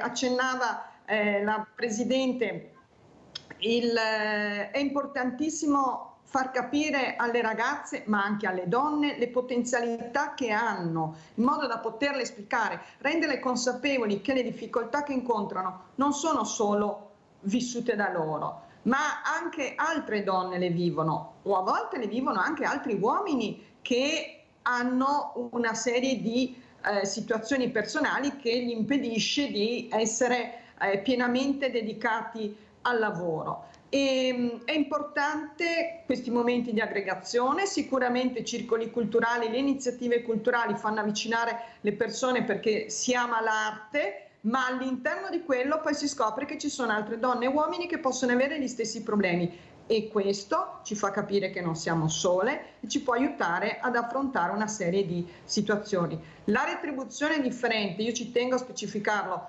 è meno nel pubblico impiego. Diciamo il livello di differenza è limitato. Io ho importanti differenziali nel settore privato. L'indagine che abbiamo fatto, appunto questo rapporto, ha evidenziato come una donna dirigente abbia una retribuzione oraria che è il 40% inferiore a quella dell'uomo, e una donna a livello operaio ha una retribuzione oraria che è il 30-35% inferiore a quella dell'uomo. La media della paga oraria di una donna operaia è 13 euro, la media per l'uomo è di 17 euro. 4 euro, quando sono su 13, che sono già pochi, sono molto importanti. Perché? Veloce, perché sono in chiusura, Torelli. Scusi, no, chiudo dicendo che è reale, perché non esiste solo il contratto collettivo, ma per rispondere a chi è intervenuto esiste l'ad personam, una quota di retribuzione che decide il datore di lavoro. Molto chiara, la ringrazio, saluto veramente Francesca Torelli, collegata da Venezia, consigliere regionale di parità, non è una figura politica, ci teneva a spiegarlo, e saluto anche Maria Giovanna Coletti, presidente Fondazione Centro Studi Tiziano Accadore. Grazie veramente Presidente Coletti di essere stata con noi, soprattutto vi rinviteremo perché sono discorsi importanti che noi iniziamo veramente a esserci in prima linea e dobbiamo far conoscere che ci siamo. Grazie, grazie, buon lavoro e buona giornata. E adesso andiamo a pranzo con la proposta di Mirella. Calamari alla marchigiana. Nelle Marche il pesce impera. San Benedetto del Tronto è uno dei maggiori centri italiani della pesca. Tra i piatti di mare comanda il brodetto, una zuppa che non ha nulla da invidiare alle migliori zuppe di pesce italiane. Altro piatto forte delle Marche è calamari alla marchigiana. Ingredienti per 4 persone. 500 g di calamari, olio extravergine d'oliva, aglio, prezzemolo, sale, un'acciuga, un peperoncino rosso piccante, vino bianco secco, crostini di pane. Nettate i calamari e asciugateli. Mettete in una teglia 3 cucchiai di olio e uno spicchio d'aglio.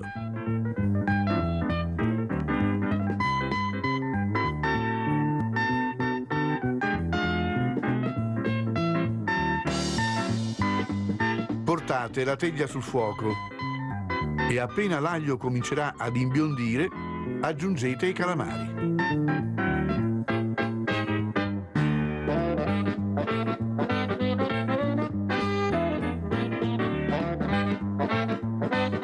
E un ciuffo di prezzemolo tritato.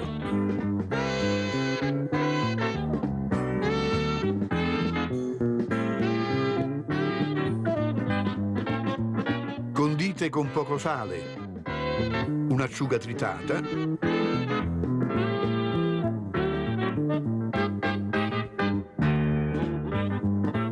un pezzetto di peperoncino e fate cuocere a fuoco vivace per qualche minuto.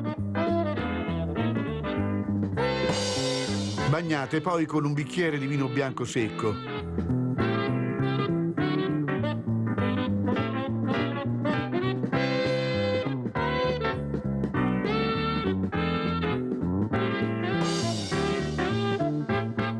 Quando questo sarà evaporato, aggiungete qualche cucchiaio di acqua calda.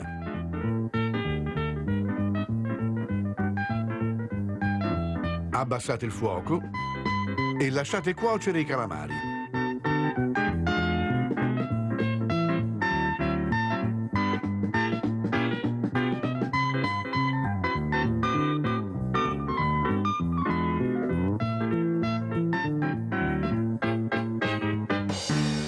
Quando saranno cotti, accomodateli nel piatto di portata circondandoli con crostini di pane.